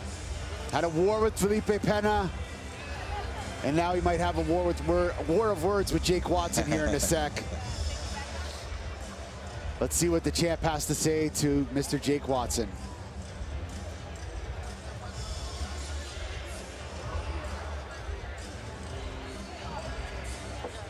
All right, ladies and gentlemen, I'm here with the king, Gordon Ryan. You have officially, after that fight, become the most gold medal winner in ADCC history at 7. How do you feel this victory impacts your legacy? Well, I didn't get any submissions, so I fucking suck, but it is what it is. It seems like there was a little bit of a difference in the style you brought versus Pena and how you brought it versus Yuri. Game plan-wise, did anything surprise you about Yuri at all? No, I thought it'd be hard to take him down, but I ended up getting lucky off the underhook and put him down in the beginning, so it was a little bit easier. And then submission fence was really good. It was really good. It was hard to put him away. Now you're set up in 2 years, take on Kaynan Duarte, the absolute champion. Give me your thoughts on that matchup. Kaynan looked good this weekend. He had, I think, 7 out of 8 submissions, so one of the greatest runs of all time, so nothing bad to say there. And now, the screen is yours. Any final thoughts for your fans at home? Yes. There's 2 guys I have to thank. Number 1 is a guy who never asked for any money from us, any credit from us, and he deserves a ton. All the asses that were there, as much as we can be, giving as much as we can, with our health and stuff. And you know, this is the all-time gold medal record for ADCC, and it would be an honor for me to dedicate this to Mr. John Danaher, wherever you're at.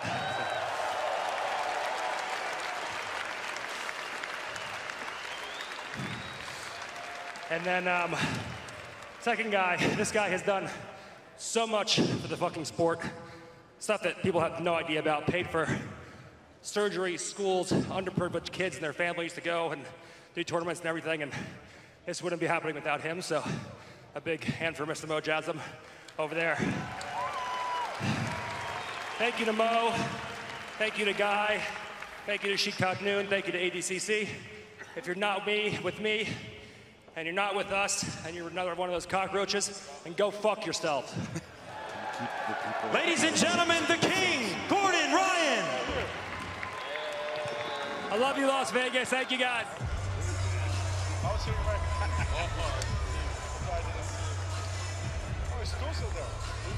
All right, that is it. The super fight is over. It's Gordon Ryan versus Kaynan Duarte in the next ADCC super fight. They're facing off right now. We're finally gonna get to see the match that we've always wanted to see. Wow. It's gonna happen in 2026, but let's talk about today's event. Gordon Ryan took Yuri Simoes down right away and just dominated. 21 points. I think that's a record for Gordon Ryan and the most points he scored, and he also won the record of the most golds in ADCC in the history of ADCC ever. Just an awesome campaign. Gordon Ryan dominant from start to finish in this matchup. You saw that. He had a couple submission attempts, armbar triangle, choke attempt. Yuri was able to resist a lot of those attempts. He escaped some of those attempts. Just was unable to get any points on the scoreboard against Gordon Ryan. And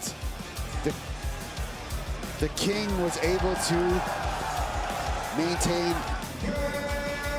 his throne once again. Just an awesome performance. Greatest no-gi grappler on the planet and the reigning ADCC Super Fight champion. Sean Williams, Kenny Florian, what do you got to say about all this? Boys, I mean, I was immensely entertained. I thought there were a lot of great matches. And, you know, a lot of times we've had these finals were sometimes a little bit boring. A lot of guys aren't really going for it. Well, we had 8 submissions out of 10 matches. That's an 80% success rate when it comes to submissions. I was really impressed. What did you guys think?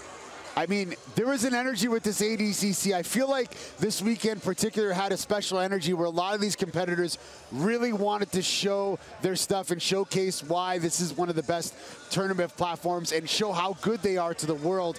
The energy of this event in general was amazing this whole weekend. So many good matches. I don't know, upsets. We had champions come back. Kaynan Duarte, double gold, taking on Gordon.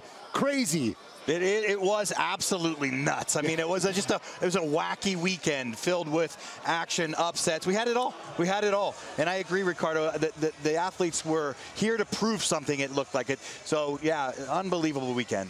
Now, I agree, guys. Is it safe to say the best ADCC ever? I think so. I think so. I think this has got to be one of, if not the best. This is our 4th ADCC together. This is our 3rd with you, Kenny Florian. But, man, I think this is the best ADCC of all time. Well, the competitors had a great weekend. You guys had a great weekend as well. Thank you guys for delivering some amazing commentary. And, yeah, hopefully we can do this again in a couple years, huh? 100%, buddy. Thank you, Kenny. Good work, boys. All right, let's do a little recap and remind everybody who won in each division. Let's start with the women. Under 55 kilogram division, it was Adele Fornarino representing Australia. There's that nasty mirror lock against Bianca Basilio. And then in the under 65 kilogram division, Ana Vieira getting it done against the 17-year-old phenom, Helena Cravar. Ana Vieira, the sister of the Brazilian Jiu-Jitsu great Rodolfo Vieira. And how about Rafaela Guedes, another Brazilian, taking gold in the over 65 kilogram division.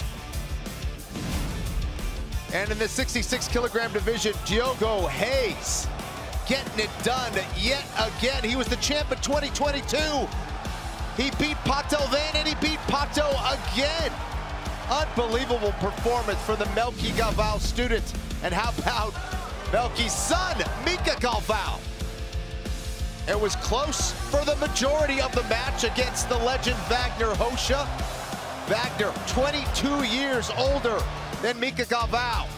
It didn't stop him from giving him a great run, but in the end, Mica, too much, able to submit Wagner. Giancarlo Bodoni, he gets it done against Jacob Rodriguez, who had a tremendous performance all weekend, but Bodoni, too much with his technique. Bodoni becomes a 2-time champ. Kaynan Duarte, my goodness. What a weekend he had. Submission after submission. It was all about the chokes, whether it was the rear naked choke or the arm in guillotine. Duarte was an absolute animal out there, and Felipe Pena shows that you can improve no matter what kind of experience you have. Pena putting to rest any doubt in his heart and his determination. Felipe Pena on fire in the over 99 kilogram division. And in the absolute division women's, Adele Fornarino showing that technique can conquer size and strength. Man, was she on fire. Almost submitting the legend Bia Mesquita in that one. And Kaynan Duarte, able to get it done by submission yet again against Cyborg in the final of the absolute division. Only 26 years old. Could we see him potentially be the only man to defeat Gordon Ryan in a super fight here at ADCC? He's got 2 years to trade for it. And man, will that be good. There's Kaynan being received by his team. Thank you all for watching here on FloGrappling. It was an amazing weekend here in Las Vegas, Nevada at the T-Mobile Arena. I expect even bigger and better things 2 years from now. Thank you again, and take care.